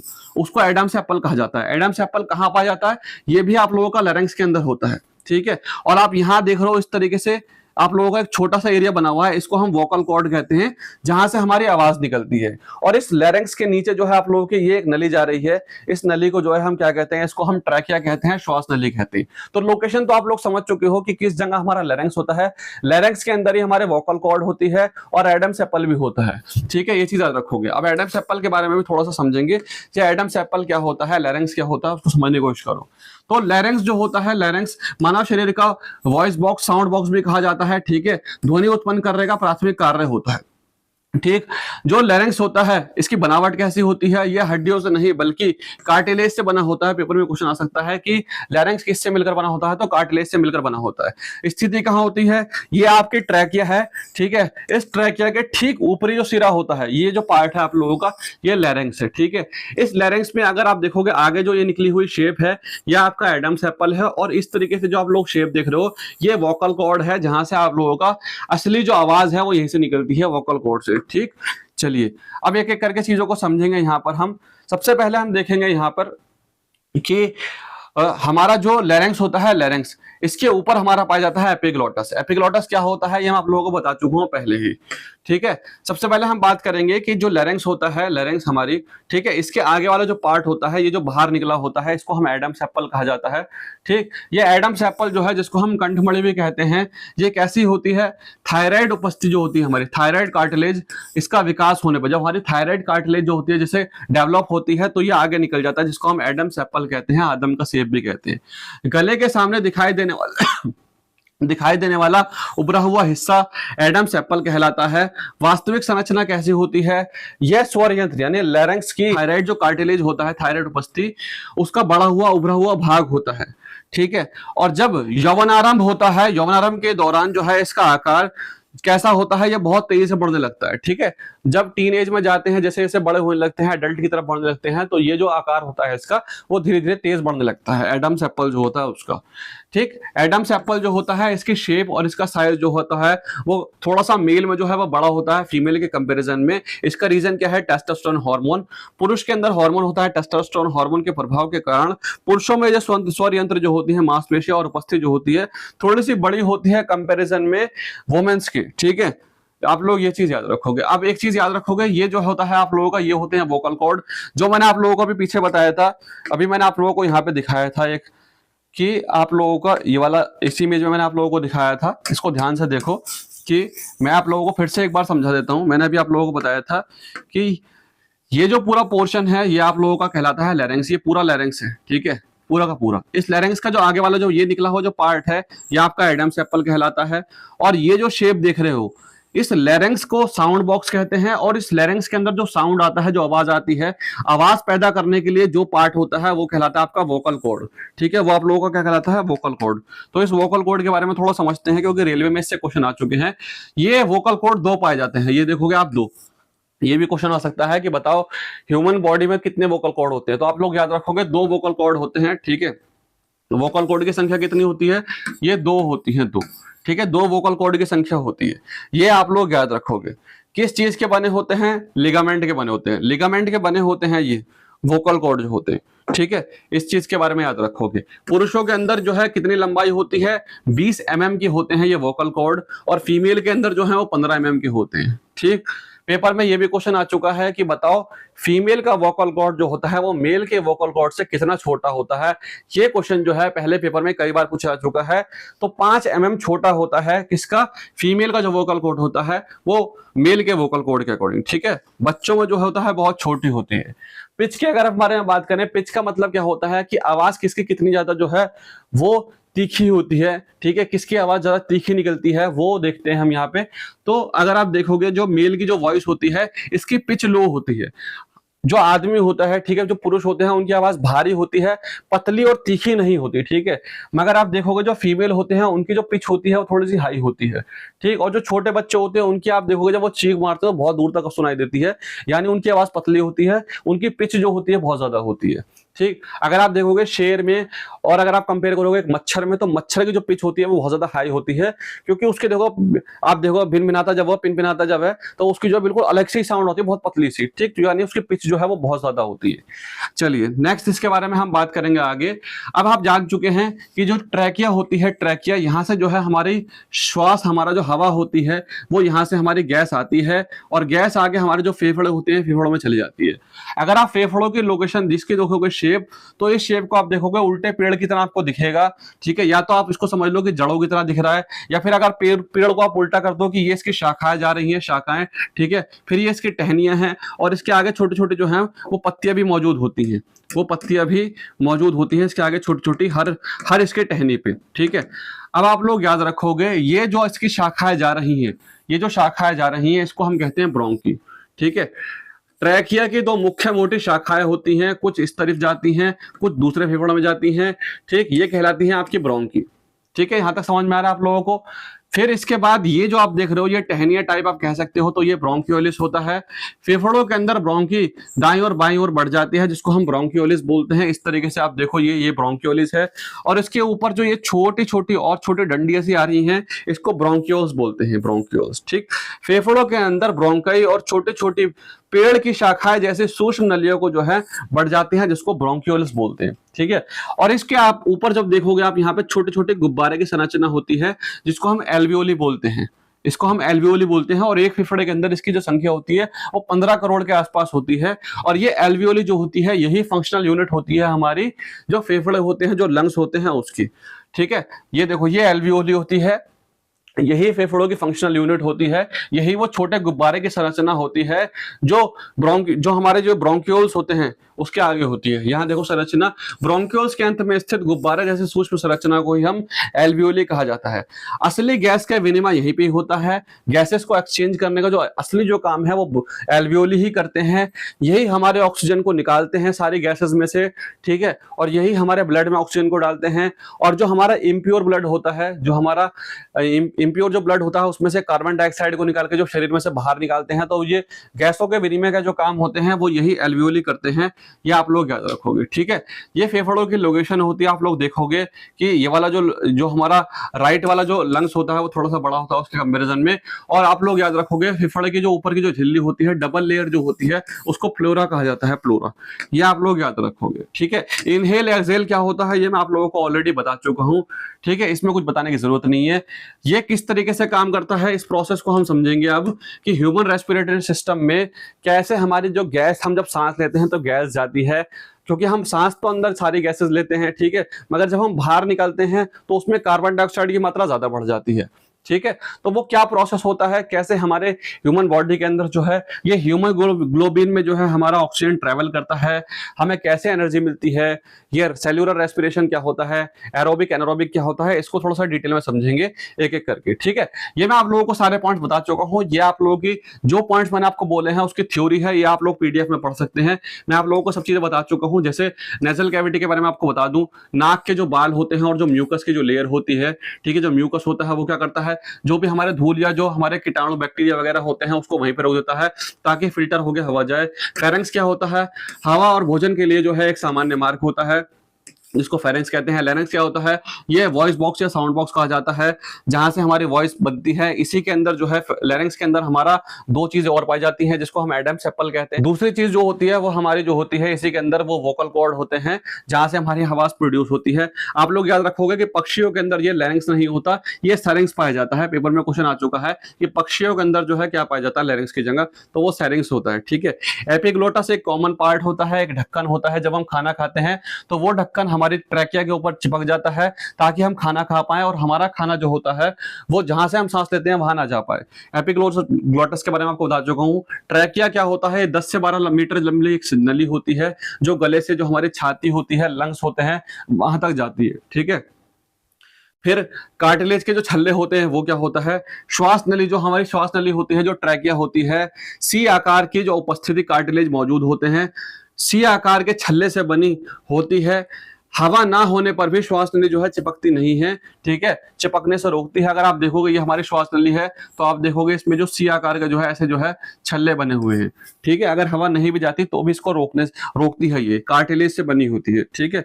ब्रोंकी क्या होता है, ब्रोंक्यूल्स क्या होता है, एल्वियोली क्या होता है, ऑलरेडी मैं आप लोगों को बता चुका हूँ ये सब चीजों के बारे में, ठीक है। एल्वियोली के बारे में भी डिटेल में डिस्कशन में कर चुका हूँ। अब मैं बात करूंगा आप लोगों से रेलवे ग्रुप डी के इंपॉर्टेंट पॉइंट। ये 4 जो पॉइंट होते हैं कि ह्यूमन रेस्पिरेशन सिस्टम के 4 पॉइंट कौन कौन से होते हैं, हमारे शरीर में श्वसन कैसे होता है, उसका पूरा प्रोसेस किस तरीके से काम करता है, इस संपूर्ण प्रक्रिया में जो 4 स्टेप होते हैं वो कौन कौन से होते हैं उसको समझने की कोशिश करेंगे। सबसे पहला रेस्पिरेशन में स्टेप होता है, कौन सा स्टेप, ये हमारा होता है एक्सटर्नल रेस्पिरेशन, और हमारा जो होता है गैसों का जो हमारा एक्सचेंज ऑफ गैस होती है वो। पहले स्टेप में हम लोग क्या करते हैं, पहले स्टेप में सिर्फ हम हवा को अंदर लेते हैं, ठीक है, सिर्फ हमारे अंदर जो है हवा जाती है जिसके अंदर सारी गैसेस मौजूद होती हैं और गैसों का विनिमय होता है, अंदर जाके गैसेस ट्रेवल करती हैं। दूसरा स्टेप होता है हमारा ट्रांसपोर्टेशन, ठीक है, हमारी जो ऑक्सीजन होती है वो कैसे ट्रेवल करती है और हमारी कार्बन डाइऑक्साइड वो कैसे ट्रेवल करती है। तीसरा स्टेप होता है इंटरनल रेस्पिरेशन, जिसको हम कहते हैं कि टिश्यू के बीच में जो गैसों का जो विनिमय होता है वो कैसे होता है। और चौथा स्टेप होता है सेलुलर रेस्पिरेशन, यानी हमारे सेल के अंदर जब हमारे अंदर ऑक्सीजन जाता है तो ऑलरेडी ग्लूकोज मौजूद होता है, तो ग्लूकोज और ऑक्सीजन को मिलने के बाद हमारे शरीर में जो एनर्जी बनती है वो कैसे बनती है। ये 4 स्टेप में हमारा रेस्पिरेशन पूरा होता है, पेपर के लिए बहुत इंपॉर्टेंट है, याद रखोगे। पहला स्टेप हमारा एक्सटर्नल रेस्पिरेशन, दूसरा स्टेप ट्रांसपोर्टेशन होता है, तीसरा स्टेप इंटरनल रेस्पिरेशन और चौथा स्टेप सेलुलर रेस्पिरेशन। इन चारों पॉइंट का सीक्वेंस लगाने के लिए आ सकता है आपके पेपर में, बहुत इंपॉर्टेंट है, एक एक करके चारों पॉइंट को समझेंगे।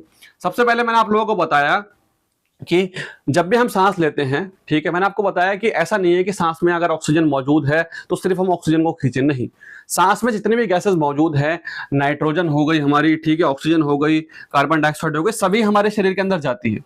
अगर 78% नाइट्रोजन मौजूद है एटमॉस्फेयर में तो 78% हमारे अंदर जो है फेफड़ों के अंदर नाइट्रोजन जाती है।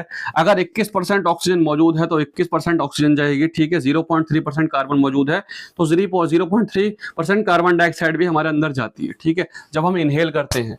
जब हम एक्सहेल करते हैं तो जितनी हमने नाइट्रोजन गैस ली थी बिल्कुल एग्जैक्टली नाइट्रोजन गैस उतनी बाहर निकाल देते हैं, ठीक है, उतनी ही नाइट्रोजन गैस बाहर निकाल देते हैं, कोई फर्क नहीं होता। मगर हमने 21% जो है यहाँ पर ऑक्सीजन को कंज्यूम किया था, अंदर लिया था, इनहेल किया था, मगर एक्सहेल करते टाइम हम सिर्फ 16 से 17% जो होती है, सिर्फ 16 से 17% ही एक्सहेल करते हैं सिर्फ, ठीक है, ये चीज आप लोग याद रखोगे। एक्सहेल करते टाइम हम सिर्फ 16-17% करते हैं, बाकी जो ऑक्सीजन होता है, बाकी परसेंट ऑक्सीजन को हम इस्तेमाल करते हैं अपने शरीर में एनर्जी के लिए, ठीक है। और हम यहाँ पे देखेंगे कि कार्बन डाइऑक्साइड सिर्फ 0.03% ही हमने इनहेल की थी, मगर 4% जो होती है हम कार्बन डाइऑक्साइड बाहर निकाल देते हैं, क्योंकि आप लोगों को पता है कि जो ऑक्सीजन का हम इस्तेमाल कर रहे हैं शरीर में, जो प्योर ब्लड होता है उसमें हम एनर्जी के लिए इस्तेमाल करते हैं, और जो इम्प्योर ब्लड होता है उसमें जो कार्बन डाइऑक्साइड होती है उसको हम बाहर निकाल देते हैं। तो 4% कार्बन डाइऑक्साइड हम बाहर निकाल देते हैं और हम लगभग जो है 4% ऑक्सीजन जो होती है उसको हम इस्तेमाल करते हैं अपनी एनर्जी के लिए। यहां तक सब लोगों को क्लियर हो गया। ये हमारा पहला स्टेप होता है कि सांस लेने और छोड़ने हम गैसों की कितनी मात्रा का जो है वो इस्तेमाल किया जाता है, ठीक है, यहां तक क्लियर हो गया। नेक्स्ट स्टेप को समझते हैं कि पर्यावरण इसमें जो होता है गैसेस का जो एक्सचेंज होता है वो कैसे होता है, ठीक है। ये पूरी तरह से जो है एक फिजिकल प्रोसेस होता है, ठीक, सांस लेना। O2 में हमारे अंदर जब हम सांस लेते हैं तो ऑक्सीजन मौजूद होती है, हम सब जानते हैं कि O2 यानी ऑक्सीजन जो होती है मौजूद होती है, फेफड़ों के अंदर जो है ऑक्सीजन चली जाती है। और जब हम सांस छोड़ते हैं तो मेजरली हम क्या करते हैं, कार्बन डाइऑक्साइड की जो मात्रा होती है उसको ज्यादा छोड़ते हैं। देखो वैसे तो हम नाइट्रोजन भी छोड़ते हैं, ठीक है, मगर जो होती है अगर हम बात करते हैं कार्बन डाइऑक्साइड की तो कार्बन डाइऑक्साइड हम कम मात्रा में लेते हैं और ज्यादा मात्रा में छोड़ते हैं, और ऑक्सीजन हम ज्यादा मात्रा में लेते हैं बाहर से एटमॉस्फेयर से, और जब रिलीज करते हैं तो कम मात्रा में रिलीज करते हैं, ठीक है, ये चीज आप याद रखोगे। अब इन गैसों का जो एक्सचेंज होता है, ऑक्सीजन जो होती है उसको हमारे ब्लड तक पहुंचाने का काम, और ब्लड में से इम्प्योर ब्लड में से जो है कार्बन डाइऑक्साइड को निकाल के बाहर फेंकने का जो काम होता है वो हमारे छोटे छोटे गुब्बारे करते हैं जिसको एल्वियोली कहा जाता है, ठीक है, ये चीज आप लोग याद रखोगे। सेकंड पॉइंट है गैसों का जो परिवहन होता है, ट्रांसपोर्टेशन कैसे होता है उसको समझने की कोशिश करो, ठीक है। आप लोग एक चीज याद रखोगे कि हमारे शरीर के अंदर, पूरे शरीर के अंदर अगर ऑक्सीजन मौजूद है और पूरे शरीर में ऑक्सीजन ट्रैवल कर रही है, तो वो किसके माध्यम से ट्रैवल कर रही है? वो हमारे ब्लड के माध्यम से। जो हमारा खून होता है, पूरी बॉडी के अंदर हमारा खून घूमता है, ठीक है, हर पार्ट में जाता है खून। तो उस खून के अंदर एक हमारा पार्ट होता है जिसको हम हीमोग्लोबिन कहते हैं, हीमोग्लोबिन। आप ये कह सकते हो कि जो हीमोग्लोबिन होता है हमारा, हीमोग्लोबिन जो होता है एक तरीके से आप ये कह सकते हो कि एक गाड़ी है जो हमारे ब्लड के अंदर मौजूद होती है, ऑक्सीजन को अपने अंदर बिठाती है। मान लो एक कार है हीमोग्लोबिन, ठीक है, और वो क्या करती है, वो ऑक्सीजन को अपने अंदर बिठाती है और पूरे शरीर के सारे पार्ट तक लेकर जाती है, ठीक है, वो काम करती है सिर्फ हीमोग्लोबिन। यानी मैं कह सकता हूं कि जो हमारी ऑक्सीजन होती है, ऑक्सीजन का 99%, ठीक है, 99% जो पार्ट होता है, जितनी भी हमने ऑक्सीजन ली उसका 99% पार्ट जो होता है, जो हमारी आरबीसी, ब्लड के अंदर जो हमारी लाल रक्त कणिकाएं होती हैं, उसके अंदर जो हीमोग्लोबिन मौजूद होता है, हीमोग्लोबिन के द्वारा जो होता है हमारे पूरे बॉडी में ट्रेवल करता है, ठीक है। ये मान लो, ये देखो एक तरीके से गाड़ी है, इसके ऊपर ऑक्सीजन बैठ गया और अब हमारे पूरे शरीर में जहां जहां हमारा ब्लड जाएगा वहां पे हमारा ऑक्सीजन पहुंचता रहेगा। जब ऑक्सीजन और हीमोग्लोबिन दोनों मिल जाते हैं तो वो ऑक्सी हीमोग्लोबिन कहलाता है, ठीक है, ऑक्सी हीमोग्लोबिन कहलाता है। ये आप लोग याद रखोगे। क्लियर हो गया भाई? समझ में आ रहा सभी लोगों को यहां तक? नेक्स्ट अब हम बात करते हैं कि हमारे शरीर में जो ऑक्सीजन होता है ये हीमोग्लोबिन के ऊपर बैठ के पूरे शरीर तक चला गया, ठीक है, पूरे शरीर में जाता रहा जाता रहा जाता रहा जाता रहा, ठीक है। फिर हमारी दूसरी तरफ से जो गैसों का जब एक्सचेंज होता है, जब वही गैस जो है वो चेंज होती है, आप कार्बन डाइऑक्साइड में जब हम काम करते हैं थक जाते हैं, ठीक है, ग्लूकोज का ब्रेकडाउन होता है। आप जानते हैं कि श्वसन क्या होता है, श्वसन में हमारा ग्लूकोज और ऑक्सीजन मौजूद होता है और जब ये कन्वर्ट होता है एनर्जी में तो वो कार्बन डाइऑक्साइड देता है, वाटर देता है और कुछ एनर्जी देता है।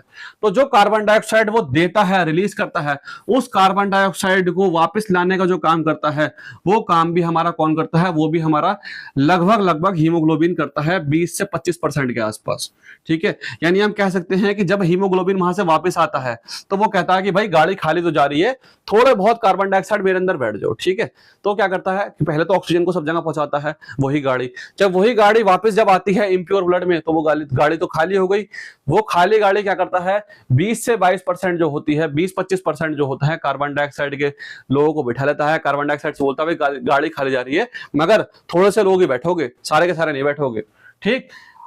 बाकी जो हमारा कार्बन डाइऑक्साइड होता है वो किस फॉर्म में निकलता है? वो हमारा बाइकार्बोनेट की फॉर्म में, बाइकार्बोनेट की फॉर्म में निकलता है। हमारा पेपर में क्वेश्चन आ सकता है कि बताओ कार्बन डाइऑक्साइड जो होता है वो कैसे ट्रेवल करता है, वो कैसे ट्रांसपोर्टेशन करता है? तो वो बाइकार्बोनेट की फॉर्म में निकलता है 70%, ठीक है, और बाकी 6-7% जो होता है प्लाज्मा में घुल जाता है, ठीक। यहां तक समझ में आ रहा सभी लोगों को? देखो जैसे जैसे कभी कभी क्या होता है कि साइंस में बहुत सारे पार्ट जुड़े हुए होते हैं। ये प्लाज्मा क्या होता है, ये लाल रक्त कणिकाएं क्या होता है, ये आप नेक्स्ट जो चैप्टर हम पढ़ने वाले हैं ब्लड के बारे में, ठीक है, जो हमारा सर्कुलेटरी सिस्टम है, रक्त परिसंचरण तंत्र, जब हम वाला पढ़ेंगे तो आप लोगों को ये क्लियर हो जाएगा, ठीक है। फिर उसमें कुछ ना कुछ ऐसा टॉपिक आएगा, उसमें एक ऐसा पॉइंट आएगा जो आपका नेक्स्ट पार्ट में क्लियर होगा। तो साइंस में जब आप सारी क्लासेस कवर कर लोगे तभी आपकी ऐसी चेन बनेगी, तो आपको सब कुछ क्लियर हो जाएगा, ठीक है। एक ही क्लास में आप लोग सारे पॉइंट्स को क्लियर नहीं कर सकते, सारे पॉइंट्स को समझ नहीं सकते।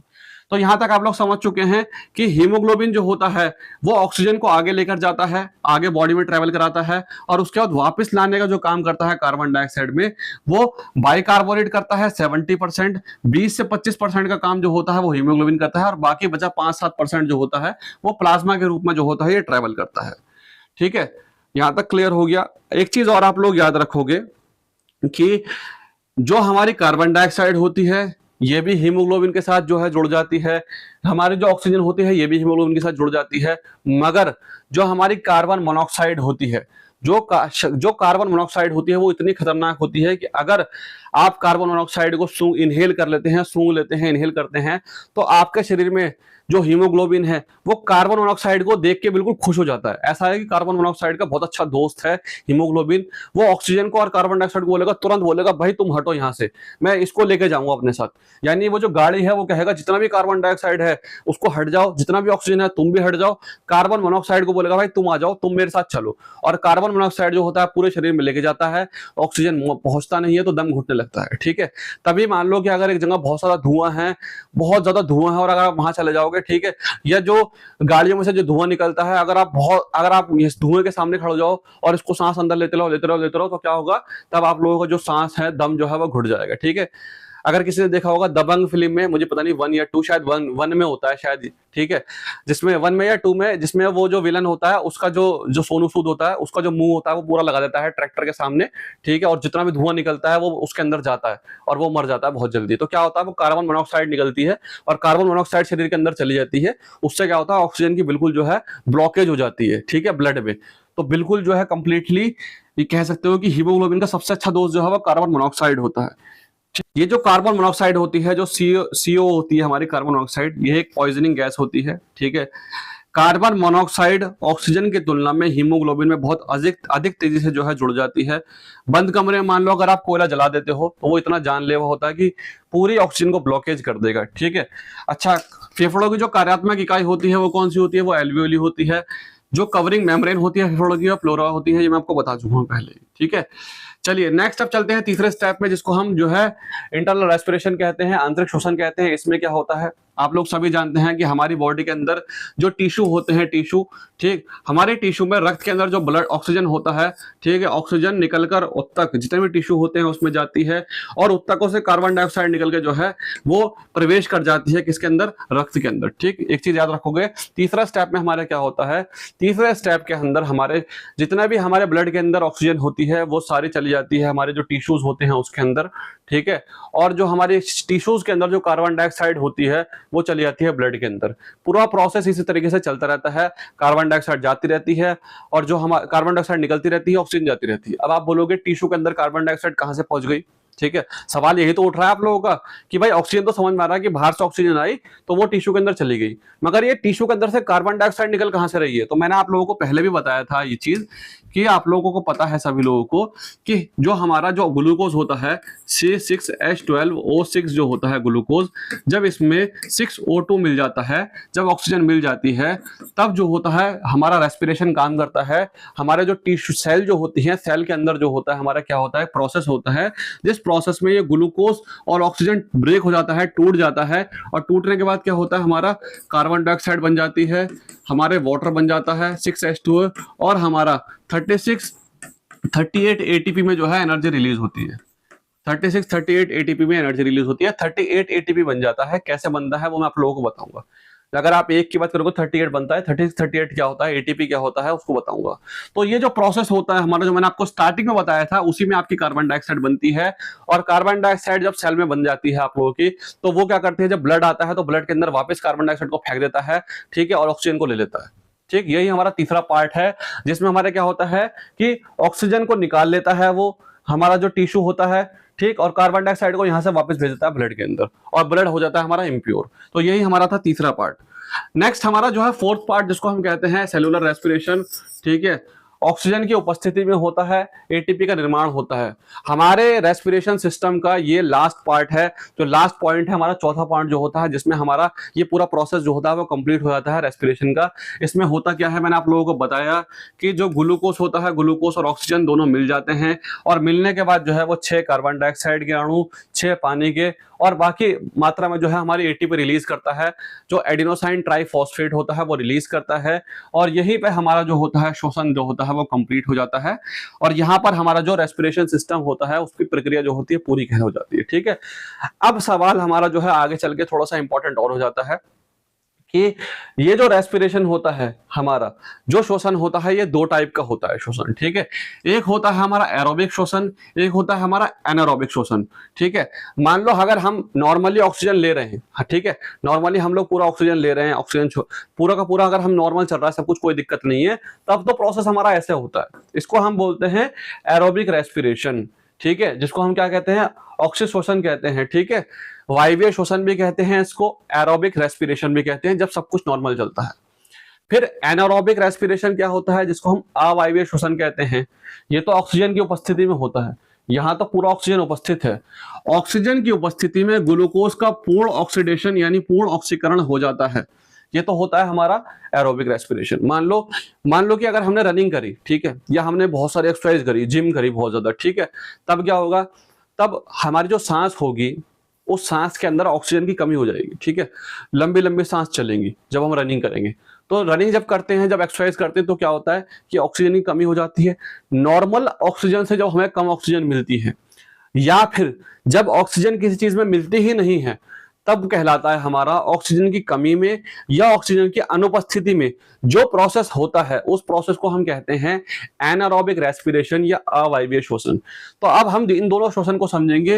ये एरोबिक रेस्पिरेशन कैसे होता है, किस तरीके से ये हमारी 38 एटीपी है वो बनती है, कैसे हमारी 38 एटीपी बनती है, एरोबिक रेस्पिरेशन क्या होता है, एनारोबिक रेस्पिरेशन जो होता है वो क्या होता है, इसको समझने की हम लोग अब कोशिश करेंगे। ठीक है, ये 4 पॉइंट मैं आप लोगों को बता चुका हूं। पहला होता है बाह्य श्वसन, ठीक है, ऑक्सीजन का लेना, कार्बन डाइऑक्साइड का छोड़ना, गैसों को अंदर इनहेल करना, एक्सहेल करना, यही है हमारा पहला स्टेप। दूसरा स्टेप होता है ट्रांसपोर्टेशन, ब्लड के अंदर हीमोग्लोबिन पे बैठ के ऑक्सीजन चला जाता है, ठीक है, बाइकार्बोनेट की फॉर्म में, और हमारा हीमोग्लोबिन पे ट्रैवल करके थोड़ा सा कार्बन डाइऑक्साइड वापस बाहर आ जाता है।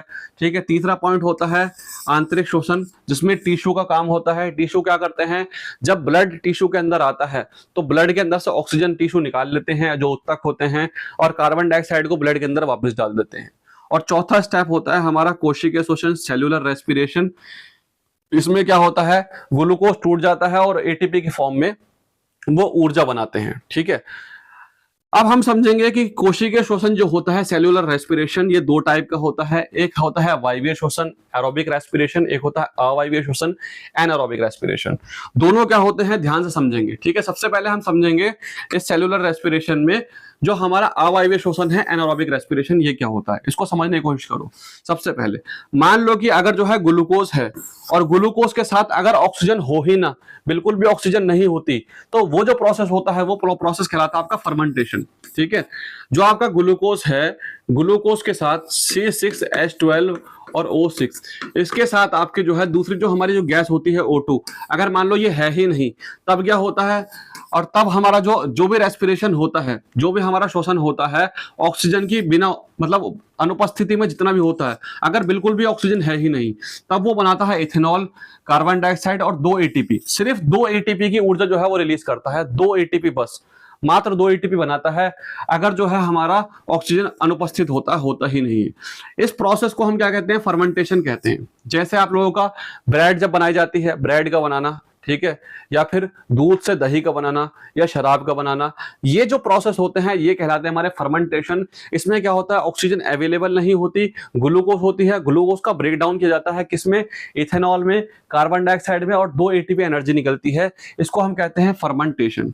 ठीक है, मान लो कि आपने एक्सरसाइज करी या आपने रनिंग करी, तब क्या होता है, ऑक्सीजन तो आपके पास है मगर जितनी ऑक्सीजन चाहिए उतनी नहीं है, नॉर्मल ऑक्सीजन नहीं है, ऑक्सीजन की मात्रा में कमी है। ठीक है, जितनी ऑक्सीजन चाहिए उससे कमी है आपकी ऑक्सीजन में, तब क्या होगा, तब आप लोगों के पास जो है, तब मान लो आप लोगों के पास जो है, यहाँ पर मैं आपको इसमें समझाता हूं, तब आप लोगों के पास ये यहाँ पर जो है, मान लो C6H12 है, H12 है और O6 है। ठीक है, और इसके बाद जो है आपका प्लस कर देता हूं, यहाँ पे ऑक्सीजन जो आपकी O2 है वो थोड़ी कम है। ठीक है, कम मात्रा है, कम मात्रा में है, जितनी नॉर्मल होनी चाहिए उससे कम है। तब क्या होता है, तब ये बनाता है 2 पायरोविक एसिड, 2 पायरोविक एसिड बनाता है और 4 एटीपी में एनर्जी रिलीज करता है।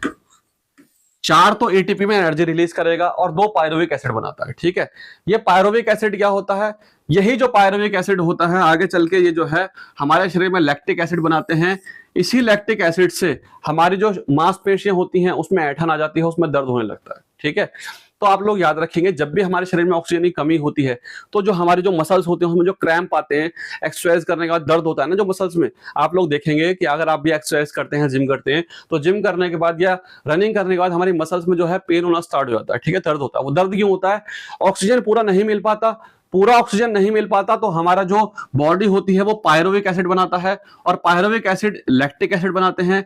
ये जो लैक्टिक एसिड होता है, हमारी मांसपेशियों में जो ऐंठन आती है, जो क्रैम्प आते हैं, वो इसी लैक्टिक एसिड की वजह से आते हैं। आप लोग याद रखोगे कि जो हमारा एनारोबिक रेस्पिरेशन होता है, अवायवीय श्वसन होता है, अवायवीय श्वसन 2 टाइप का होता है। एक में होता है फर्मेंटेशन, फर्मेंटेशन में क्या होता है, आप लोगों का एथेनॉल बनता है, कार्बन डाइऑक्साइड, 2 एटीपी बनता है। ठीक है, और दूसरा जब ऑक्सीजन की कमी होती है, ये तो अनुपस्थिति में है, जब बिल्कुल ऑक्सीजन हो ही नहीं तब फर्मेंटेशन होता है। मान लो ऑक्सीजन की मात्रा है मगर थोड़ी है, नॉर्मल से थोड़ी कम है, ठीक है, तब क्या होता है, तब आपका 2 पायरोविक एसिड बनता है, 2 आप लोगों का पायरोविक एसिड बनेगा, 2 पायरोविक एसिड प्लस तो आप 4 एटीपी प्लस 4 एटीपी में एनर्जी बनती है, 4 एटीपी में आप लोगों का एनर्जी बनती है। तो फिर आपका क्या कहलाता है, ये जो होता है आप लोगों का ये 2 पायरुविक एसिड, ये बनाता है आपका लैक्टिक एसिड, और यही लैक्टिक एसिड की वजह से हमारी जो मसल्स होती हैं उसमें हमारे दर्द होता है। ठीक है, मांसपेशियों में जो ऐंठन आती है वो किसकी वजह से होती है, एनारोबिक रेस्पिरेशन की वजह से ही होती है। जब हमारे शरीर में पर्याप्त ऑक्सीजन नहीं पहुंच पाता तब होता है। ठीक है, अब ये जो हम अपने प्रोसेस देखा, अभी हमने 2 पायरुविक एसिड होता है, 4 एटीपी होता है, ये पूरा जो साइकिल होती है ये कैसे कंप्लीट होती है, मैंने आप लोगों को बताया 2 पायरुविक एसिड बनते हैं, 2 पायरुविक एसिड प्लस 4 एटीपी बनते हैं, 4 एटीपी। तो ये जो कंप्लीट होता है वो एक साइकिल के द्वारा कंप्लीट होता है, जिस साइकिल को हम ग्लाइकोलाइसिस साइकिल कहते हैं। ये जो प्रोसेस होता है एनारोबिक रेस्पिरेशन में, अवायवीय श्वसन में, अगर आप में ऑक्सीजन की कमी होती है तो उस प्रोसेस को कंप्लीट करने के लिए हमारी ग्लाइकोलाइसिस साइकिल होती है। ये ग्लाइकोलाइसिस साइकिल क्या होती है इसको समझो एक बार। ये ग्लाइकोलाइसिस साइकिल जो होती है यही ग्लूकोज को तोड़ने की प्रक्रिया को आगे बनाती है। ग्लाइकोलाइसिस साइकिल में सबसे इंपॉर्टेंट आप याद रखोगे, इसकी खोज किसने की थी, तो आप लोग याद रखोगे कि एम्बेडन ने, ठीक है, एम्बेडन ने और मेयरहॉफ ने और पार्नस ने। ठीक है, पार्नस, मेयरहॉफ और एम्बेडन, EMP, इनके नाम के आगे जो लेटर है EMP, तो इसीलिए जो ग्लाइकोलाइसिस साइकिल होती है इसको EMP पाथवे भी कहा जाता है। पेपर में क्वेश्चन आ सकता है कि EMP पाथवे जो है वो किससे रिलेटेड है, तो वो आपका एनारोबिक रेस्पिरेशन से रिलेटेड है EMP पाथवे। ये EMP पाथवे क्या होता है, ये आपकी ग्लाइकोलाइसिस साइकिल ही होती है। ग्लाइकोलाइसिस साइकिल का दूसरा नाम है EMP पाथवे, जिसकी खोज किसने की थी, एम्बेडन ने, मेयरहॉफ ने और पार्नस ने। इन्हीं तीनों वैज्ञानिकों ने इसका नाम रखा था। ये EMP पाथवे या ग्लाइकोलाइसिस साइकिल होती क्या है, ये करती क्या है, उसको समझो। इसको अब हम समझते हैं कि ग्लाइकोलाइसिस साइकिल कैसे वर्क करती है, उसको समझने की कोशिश करो। हम सब जानते हैं कि हमारा जब भी हमारा रेस्पिरेशन होता है तो उसके अंदर हमारे ग्लूकोज के अंदर जो होते हैं कार्बन के 6 जो है मॉलिक्यूल्स मौजूद होते हैं, C6H12, ठीक है, और O6। ठीक, तो ये ग्लाइकोलाइसिस साइकिल क्या करती है, जो हमारे जो ग्लूकोज जो होता है इसका ब्रेक डाउन करती है, और इसका ब्रेक डाउन करने के बाद हमें मौजूद होता है, जो हमें मिलता है वो मिलती है 2 pyruvic acid, 2 pyruvic acid plus 4 ATP, 4 ATP. ठीक है, अभी मैंने आप लोगों को बताया कि ये मिलते हैं। तो ये जो 2 पायरुविक एसिड होते हैं, ग्लूकोज को तोड़कर जो है इस पायरुविक एसिड में कन्वर्ट करना ही, ग्लूकोज का टूटकर अंत में पायरुविक एसिड के 2 अणुओं में बदलना ही आप लोगों का क्या कहलाता है, वो आप लोगों की ग्लाइकोलाइसिस साइकिल जो होती है वो काम करती है। अब ये ग्लाइकोलाइसिस साइकिल कैसे काम करती है उसको समझो कि इस साइकिल में जब ये पायरुविक एसिड मिलते हैं, जब ये ग्लूकोज टूटकर पायरुविक एसिड बनते हैं 2, तो इस पूरे प्रोसेस होने में ये जो 4 एटीपी होती है, ग्लाइकोलाइसिस साइकिल कंप्लीट होते होते होते होते जब तक हमें पूरे 2 पायरुविक एसिड मिलते हैं, तो ये जो 4 एटीपी होती है इसके अंदर से 2 एटीपी और खर्च हो जाती है। ठीक है, आप लोग याद रखोगे, आप लोग याद रखोगे ग्लाइकोलाइसिस साइकिल में क्या होता है, ग्लाइकोलाइसिस साइकिल में जो 4 एटीपी होते हैं, ठीक है, इसमें से साइकिल को कंप्लीट होते होते 2 एटीपी और खर्च हो जाती है, और हमारे पास नेट रह जाता है 2 तो पायरुविक एसिड रह जाते हैं प्लस 2 एटीपी ही रह जाती है, 2 एटीपी ही मौजूद रह जाती है। एटीपी का मतलब एडिनोसाइन ट्राइफॉस्फेट होता है। ठीक, ग्लाइकोलाइसिस साइकिल से पहले तो 4 एटीपी होती है, मगर ग्लाइकोलाइसिस साइकिल कंप्लीट होते होते हमारे पास क्या होता है, पायरुविक एसिड तो 2 ही रहते हैं, मगर 2 एटीपी खर्च हो जाती है और बचती है हमारे पास सिर्फ और सिर्फ 2 एटीपी। ठीक है, याद रखोगे। यहां पर मैं आप लोगों को बताया इनकम जो है वो 4 एटीपी खर्च हो गया, हमारा साइकिल के अंदर जो है 2 एटीपी, तो 2 एटीपी हमारा बच गया।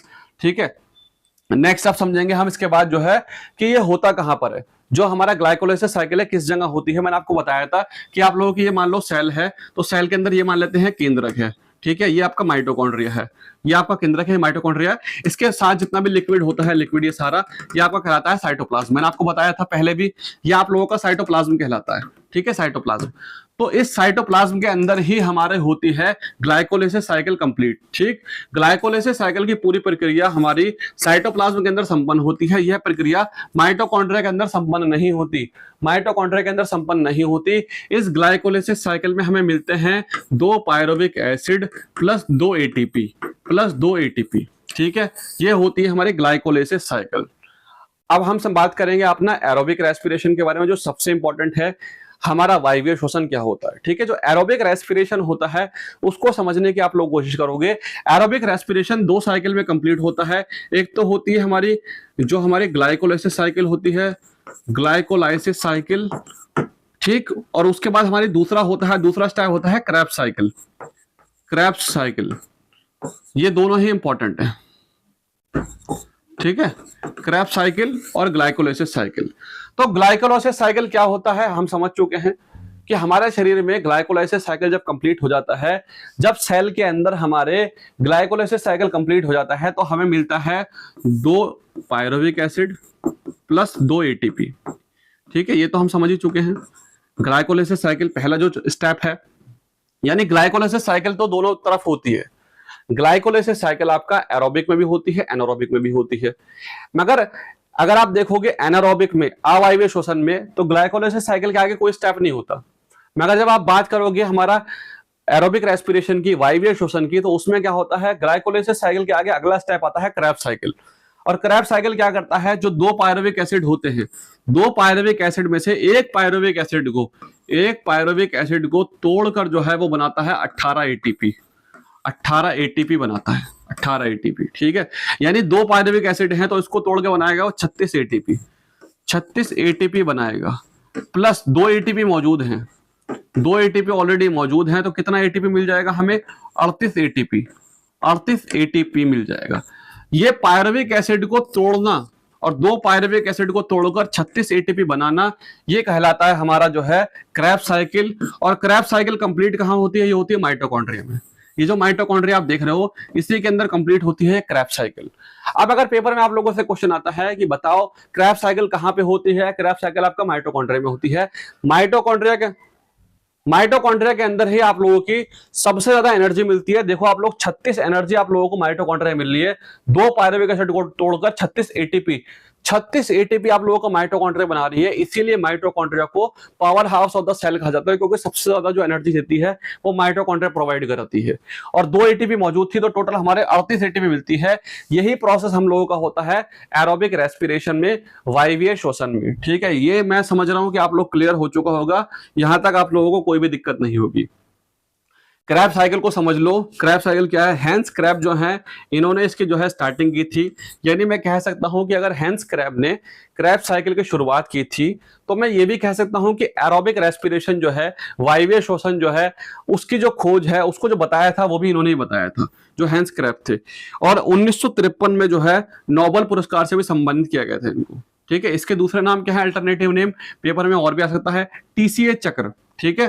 ट्राई कार्बोक्सिलिक जो एसिड साइकिल होती है वो भी कहते हैं, ठीक है। ट्राई कार्बोक्सिलिक एसिड साइकिल जो होते हैं, टीसीए, वो भी इसी को कहते हैं। फिर सिट्रिक एसिड साइकिल जो होती है, सिट्रिक एसिड साइकिल भी आप लोगों की यही कहलाती है क्रैब साइकिल, ठीक है। इसका मुख्य उद्देश्य क्या होता है क्रैब साइकिल का, ऑक्सीकरण से ऊर्जा को जो है मुक्त करना, पूरी एनर्जी को जो है रिलीज करना, उसका काम ये क्रैब साइकिल करती है। मैंने आप लोगों को बता दिया किस तरीके से काम करती है ये, ठीक है। तो ये आप लोग चीज समझ चुके हैं कि साइकिल कैसे होती है, माइटोकॉन्ड्रिया के अंदर होती है, मैंने आप लोगों को बताया माइटोकॉन्ड्रिया में, ठीक है। एक चीज याद रखना आप कि प्रोकैरियोटिक सेल जो होती है, प्रोकैरियोटिक कोशिका, जो बैक्टीरिया होते हैं, बैक्टीरिया आप लोगों के, ये प्रोकैरियोटिक यूकैरियोटिक सेल क्या होते हैं ये हम आगे अगले चैप्टर में अपने पढ़ेंगे। मगर आप याद रखो फिलहाल जो बैक्टीरिया होता है, बैक्टीरिया, इसके अंदर माइटोकॉन्ड्रिया नहीं होता, ठीक है। इसलिए इसमें जो होता है साइटोप्लाज्म होता है। जितना भी एनर्जी मिलती है इसको, बैक्टीरिया को, वो सारा का सारा साइटोप्लाज्म से ही मिलती है, क्योंकि इसके अंदर माइटोकॉन्ड्रिया तो होता ही नहीं है, ठीक है।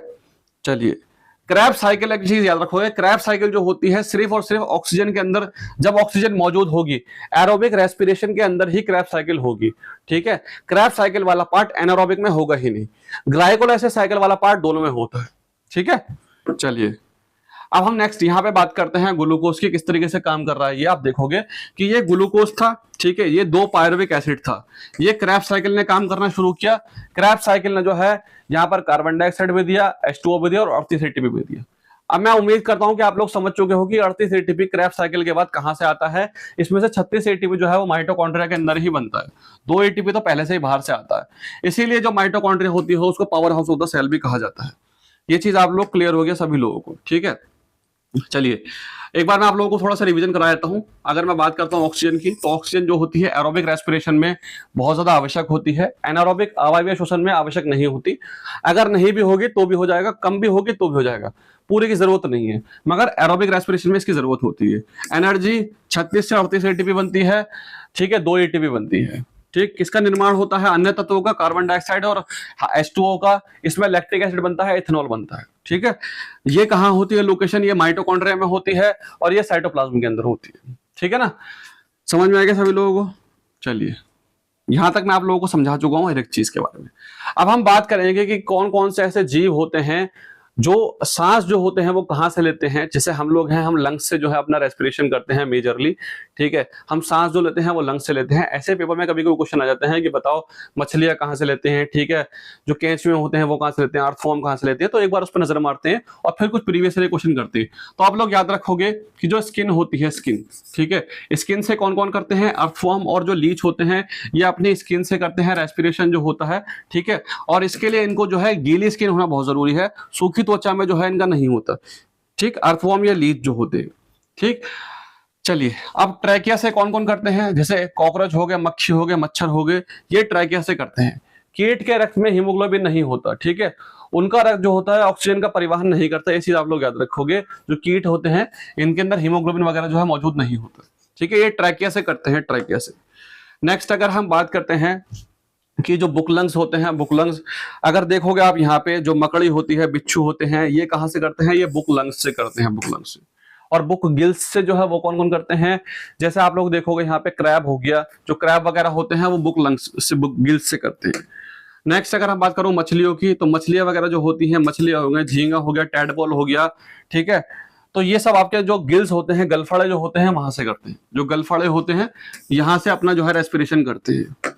नेक्स्ट अगर मैं बात करता हूँ रेप्टाइल की, जैसे सांप हो गया, छिपकली हो गया, कछुआ हो गया, मगरमच्छ हो गया, ये फेफड़े से अपना रेस्पिरेशन करते हैं। पक्षी जो होते हैं, पक्षी वो स्पॉन्जी जो लंग्स होते हैं वहां से करते हैं, स्पॉन्जी लंग्स से। ठीक है, चलिए नेक्स्ट एक चीज आप लोग याद रखोगे, वेल और डॉल्फिन जो होते हैं, वेल और डॉल्फिन ये मछलियां नहीं होती। ठीक है, ये स्तनधारी होती है और पानी के अंदर होती हैं। तो गिल जो अपने गलफड़े होते हैं उससे नहीं, ये लंग्स से ही सांस लेती हैं, क्योंकि ये जो होती हैं मैमल्स होती हैं। ऐसे ही चमगादड़ जो होता है पक्षी नहीं है, एक स्तनधारी है, फेफड़ों में सांस लेता है। ठीक है, ये चीज आप लोग याद रखोगे, पेपर में इंपॉर्टेंट है। और लंग्स से कौन कौन सांस लेते हैं? जैसे मनुष्य हो गया, कुत्ता हो गया, गाय होंगे, जो मैमल्स वगैरह हैं वो सब इससे ही लेते हैं, लंग्स से अपने। ये आप लोगों के लिए बहुत इंपॉर्टेंट है। उसके बाद एम्फीबियन, जैसे आप लोगों के मेंढक होता है, तो जब ये लार्वा वाली स्टेज में होता है, ठीक है, यानी टैडपॉल कह लो, टैडपॉल के जब स्टेज में होता है तब किससे लेता है? तब ये गलफड़ों से लेता है। ठीक है, जब ये जमीन पर होता है तो फेफड़ों का इस्तेमाल करता है, और जब ये पानी के अंदर होता है तो मॉइस्ट स्किन जो होती है, अपनी स्किन, उसका इस्तेमाल करता है। ठीक है, ये भी बहुत ज्यादा इंपॉर्टेंट फैक्ट है। आप लोग इस चार्ट को देखो, स्किन जो होती है, स्किन से कौन कौन करते हैं? मेंढक हो गया जब पानी में होता है, लीच हो गया, अर्थवर्म हो गया। ट्रैकिया से कॉकरोच, मक्खी, मच्छर, सभी जो कीट होते हैं वो। गलफड़ों से मछली, झींगा, टैडपॉल जो होते हैं ये करते हैं। लंग्स से मनुष्य, पक्षी हो गया, छिपकली हो गया, मगरमच्छ हो गया, लंग्स से करते हैं। ठीक है, बुक लंग्स से जो है बिच्छू और मकड़ी करते हैं। उसके बाद एक्सेप्शन आप लोग याद रखोगे, वेर और चमगादड़ जो है ये फेफड़ों से करते हैं, ये एक्सेप्शन है। ठीक, ये कुछ क्वेश्चन आंसर हैं जो थोड़े से इंपॉर्टेंट हैं आप लोगों के लिए। ठीक है, और 2026 में जो क्वेश्चन आंसर आप लोगों के गए हैं उसको भी डिस्कशन करेंगे। पहले इस क्वेश्चन आंसर को देखो, ये आपके लिए बहुत इंपॉर्टेंट है। ग्लाइकोलाइसिस की प्रक्रिया कोशिका के किस भाग में होते हैं? तो मैंने आपको बताया था कि ये साइटोप्लाज्म में होते हैं। आप बहुत इजीली सॉल्व कर सकते हो, कोई दिक्कत वाली बात नहीं है, बहुत इजीली कर लोगे। क्लास को अगर आप 2 बार देख लोगे और पीडीएफ को 1 बार 2 बार रीड कर लोगे तो आप सारे क्वेश्चन को इजीली सॉल्व कर पाओगे। एक चीज याद रखना, खाली पीडीएफ पढ़ के आप लोगों को समझ नहीं आएगा, क्लास का लेना बहुत ज्यादा इंपॉर्टेंट है, समझना बहुत ज्यादा जरूरी है। ठीक है, ग्लाइकोलाइसिस का अंतिम उत्पाद क्या होता है? जब ग्लाइकोलाइसिस साइकिल में पायरुविक एसिड बनता है, आप लोग जानते हैं। ठीक है, एक ग्लूकोज के अणु को ग्लाइकोलाइसिस से कितने पायरुविक एसिड में तोड़ सकते हैं? तो 2 पायरुविक एसिड बनाते हैं, आप लोग पता है। ठीक है, नेक्स्ट आगे बात करते हैं, ग्लाइकोलाइसिस की प्रक्रिया में कुल कितने अणुओं को शुद्ध लाभ होता है? तो 2 एटीपी मिलती है। वायवीय और अवायवीय श्वसन के बीच सामान्य चरण जो है वो कौन सा होता है? वो ग्लाइकोलाइसिस साइकिल होती है, जो दोनों के अंदर कॉमन होती है। ठीक है, ईएमपी पाथवे किस जैविक प्रक्रिया का दूसरा नाम है? तो ईएमपी पाथवे जो होता है, ठीक, वो आप लोगों को ग्लाइकोलाइसिस का ही दूसरा नाम है। नेक्स्ट, कीटों में शोषण किसके माध्यम से होता है? तो वो ट्रैकिया के माध्यम से होता है। व्हेल मछली पानी में सांस कैसे लेती है? वो लंग्स से लेती है। केंचुआ श्वसन का अंग कहां से कौन सा होता है? वो उनकी स्किन होती है। ठीक, ये सारे क्वेश्चन मैं आप लोगों को बता चुका हूं, इजीली आप लोग कर सकते हो। ठीक है, ध्वनि उत्पन्न करने के लिए आप लोगों का कौन सा अंग होता है? वो आपका लैरिंक्स होता है, इजीली आप लोग कर सकते हो। एडम एप्पल किसका बड़ा हुआ भाग होता है? तो थायराइड कार्टिलेज जो होता है उसी का पार्ट होता है। भोजन को श्वास नली के अंदर जाने से, जहां से हम सांस लेते हैं वहां पे जाने से कौन रोकता है? तो वो एपिग्लॉटस होता है। मैं आप लोगों को बता चुका हूँ सारी चीजें, कोई दिक्कत वाली बात ही नहीं है। ठीक है, मतलब ये वो क्वेश्चन है जो अभी आप लोगों को बहुत आसान लग रहे हैं ये क्वेश्चन। अरे इतने आसान क्वेश्चन पेपर में आ चुके हैं, मगर भाई साहब ये जो पेपर में जब आते हैं ना तो बच्चे को सबसे ज्यादा मुश्किल क्वेश्चन वो कहता है यार पता नहीं कहाँ से साइंस पूछ लिया, हमने तो कोई पढ़ी नहीं थी वाली साइंस। ठीक है, वही चीजें मुश्किल लगती हैं। जैसे पेपर में क्वेश्चन अगर आ गया, पुरुषों में जो वोकल कॉर्ड होता है कितना लंबा होता है, अरे कितना मुश्किल क्वेश्चन पूछ लिया, ये तो समझ ही नहीं आ रहा, मगर बहुत आसान होता है। ठीक है, चलिए नेक्स्ट आगे बात करते हैं हम। सांस लेने के लिए, ब्रीदिंग के लिए किस यंत्र को से मापी जाती है? तो आप लोग याद रखोगे स्पायरोमीटर जो होता है उससे मापी जाती है सांस। ठीक है, चलिए एनारोबिक रेस्पिरेशन के दौरान मांसपेशियों में दर्द जब होता है वो किस कारण से होता है? वो लैक्टिक एसिड की वजह से होता है, लैक्टिक एसिड की वजह से होता है। ठीक है, फिर सेल्यूलर रेस्पिरेशन में एनर्जी करेंसी जो होती है वो किसे कहते हैं? वो एटीपी होती है, एडिनोसाइन ट्राइफॉस्फेट जो होती है। ठीक है, नेक्स्ट कुछ क्वेश्चन देखते हैं। ब्रीदिंग प्रक्रिया में जो होता है, ब्रीदिंग फेफड़ों में जो है मैकेनिकल रेस्पिरेशन जो होता है वो क्या करता है? आप लोगों के एटीपी बनाता है। ठीक है, ब्रीदिंग में जो होता है सिर्फ फेफड़ों में होता है, और रेस्पिरेशन जो होता है वो सेल के अंदर होता है और एटीपी बनाता है। ठीक है ना, नॉर्मल रेट आपको बता चुका हूँ 12 से 16 होती है। ठीक, डायफ्राम जो होता है सांस अंदर लेने में चपटा हो जाता है और सांस बाहर छोड़ने में गुंबद की तरह हो जाता है। मापक यंत्र जो होता है सांस का स्पायरोमीटर होता है, बता चुका हूं मैं आप लोगों को। ठीक है, ये सब चीजें मैं आप लोगों को बता चुका हूं। सामान्य श्वसन रेट क्या होता है? श्वसन दर को नियंत्रित करने वाला मस्तिष्क का भाग कौन सा? ये इंपॉर्टेंट है, मेडुला ऑब्लिगेटा होता है। गैसों के आदान प्रदान के लिए फेफड़ों की किस इकाई का उपयोग किया जाता है? तो एल्वियोली होती है। ठीक है, नेक्स्ट है अवायवीय श्वसन में मांसपेशियों में दर्द का कारण कौन सा बनता है? तो वो आपका लैक्टिक एसिड होता है। ठीक, तो ये तो मैंने बेसिकली आप लोगों को 15-20 क्वेश्चन जो है इसमें कराए हैं, जो पेपर में आ चुके हैं, प्रीवियस क्वेश्चन है सारे। मगर इसके अलावा कुछ मॉडल टेस्ट जो हैं और आप लोगों के कुछ इंपॉर्टेंट क्वेश्चन और 2026 में जो क्वेश्चन आए हैं 25 और 26 में रेलवे के सारे एग्जाम्स में, उसको भी मैं डिस्कशन करना चाहता हूं और लाइव क्लासेस भी स्टार्ट करना चाहता हूं। मगर यकीन मानो कि जो है इसको बनाने में मेरा बहुत टाइम लग जाता है। ठीक है, बहुत मेहनत लगती है और मतलब स्टूडेंट का वो रिस्पॉन्स ही नहीं आ पाता, तो फिर क्या होता है कि वो मोटिवेशन अंदर से आ ही नहीं पाता। मैं चाहता हूं कि जो है वो भी क्लास को ऐड करूं, इस क्लास को और लंबा करूं और या लाइव आके आप लोगों को क्वेश्चन आंसर सॉल्व कराऊं, मगर जो रिस्पॉन्स है स्टूडेंट से वो मिल नहीं पा रहा। आप लोग थोड़ा सा शेयर कीजिए, ठीक है, और चैनल को सब्सक्राइब कीजिए। वीडियो अगर अच्छी लगती है तो कमेंट कीजिए, ठीक है, थोड़ा सा उससे मोटिवेशन मिलता है। जो भी स्टूडेंट हैं वीडियो देखने के बाद, जिसने पूरी वीडियो देखी है, मुझे कमेंट करके जरूर बताएं कि आप लोगों को कैसी लगी। पीडीएफ इसकी आपको जो है नेक्स्ट डे मिल जाएगी, रोज रात को 9 बजे जो है इस टाइप की आपको वीडियो मिला करेगी साइंस की। मिलते हैं नेक्स्ट वीडियो में, तब तक के लिए bye, all the best, take care.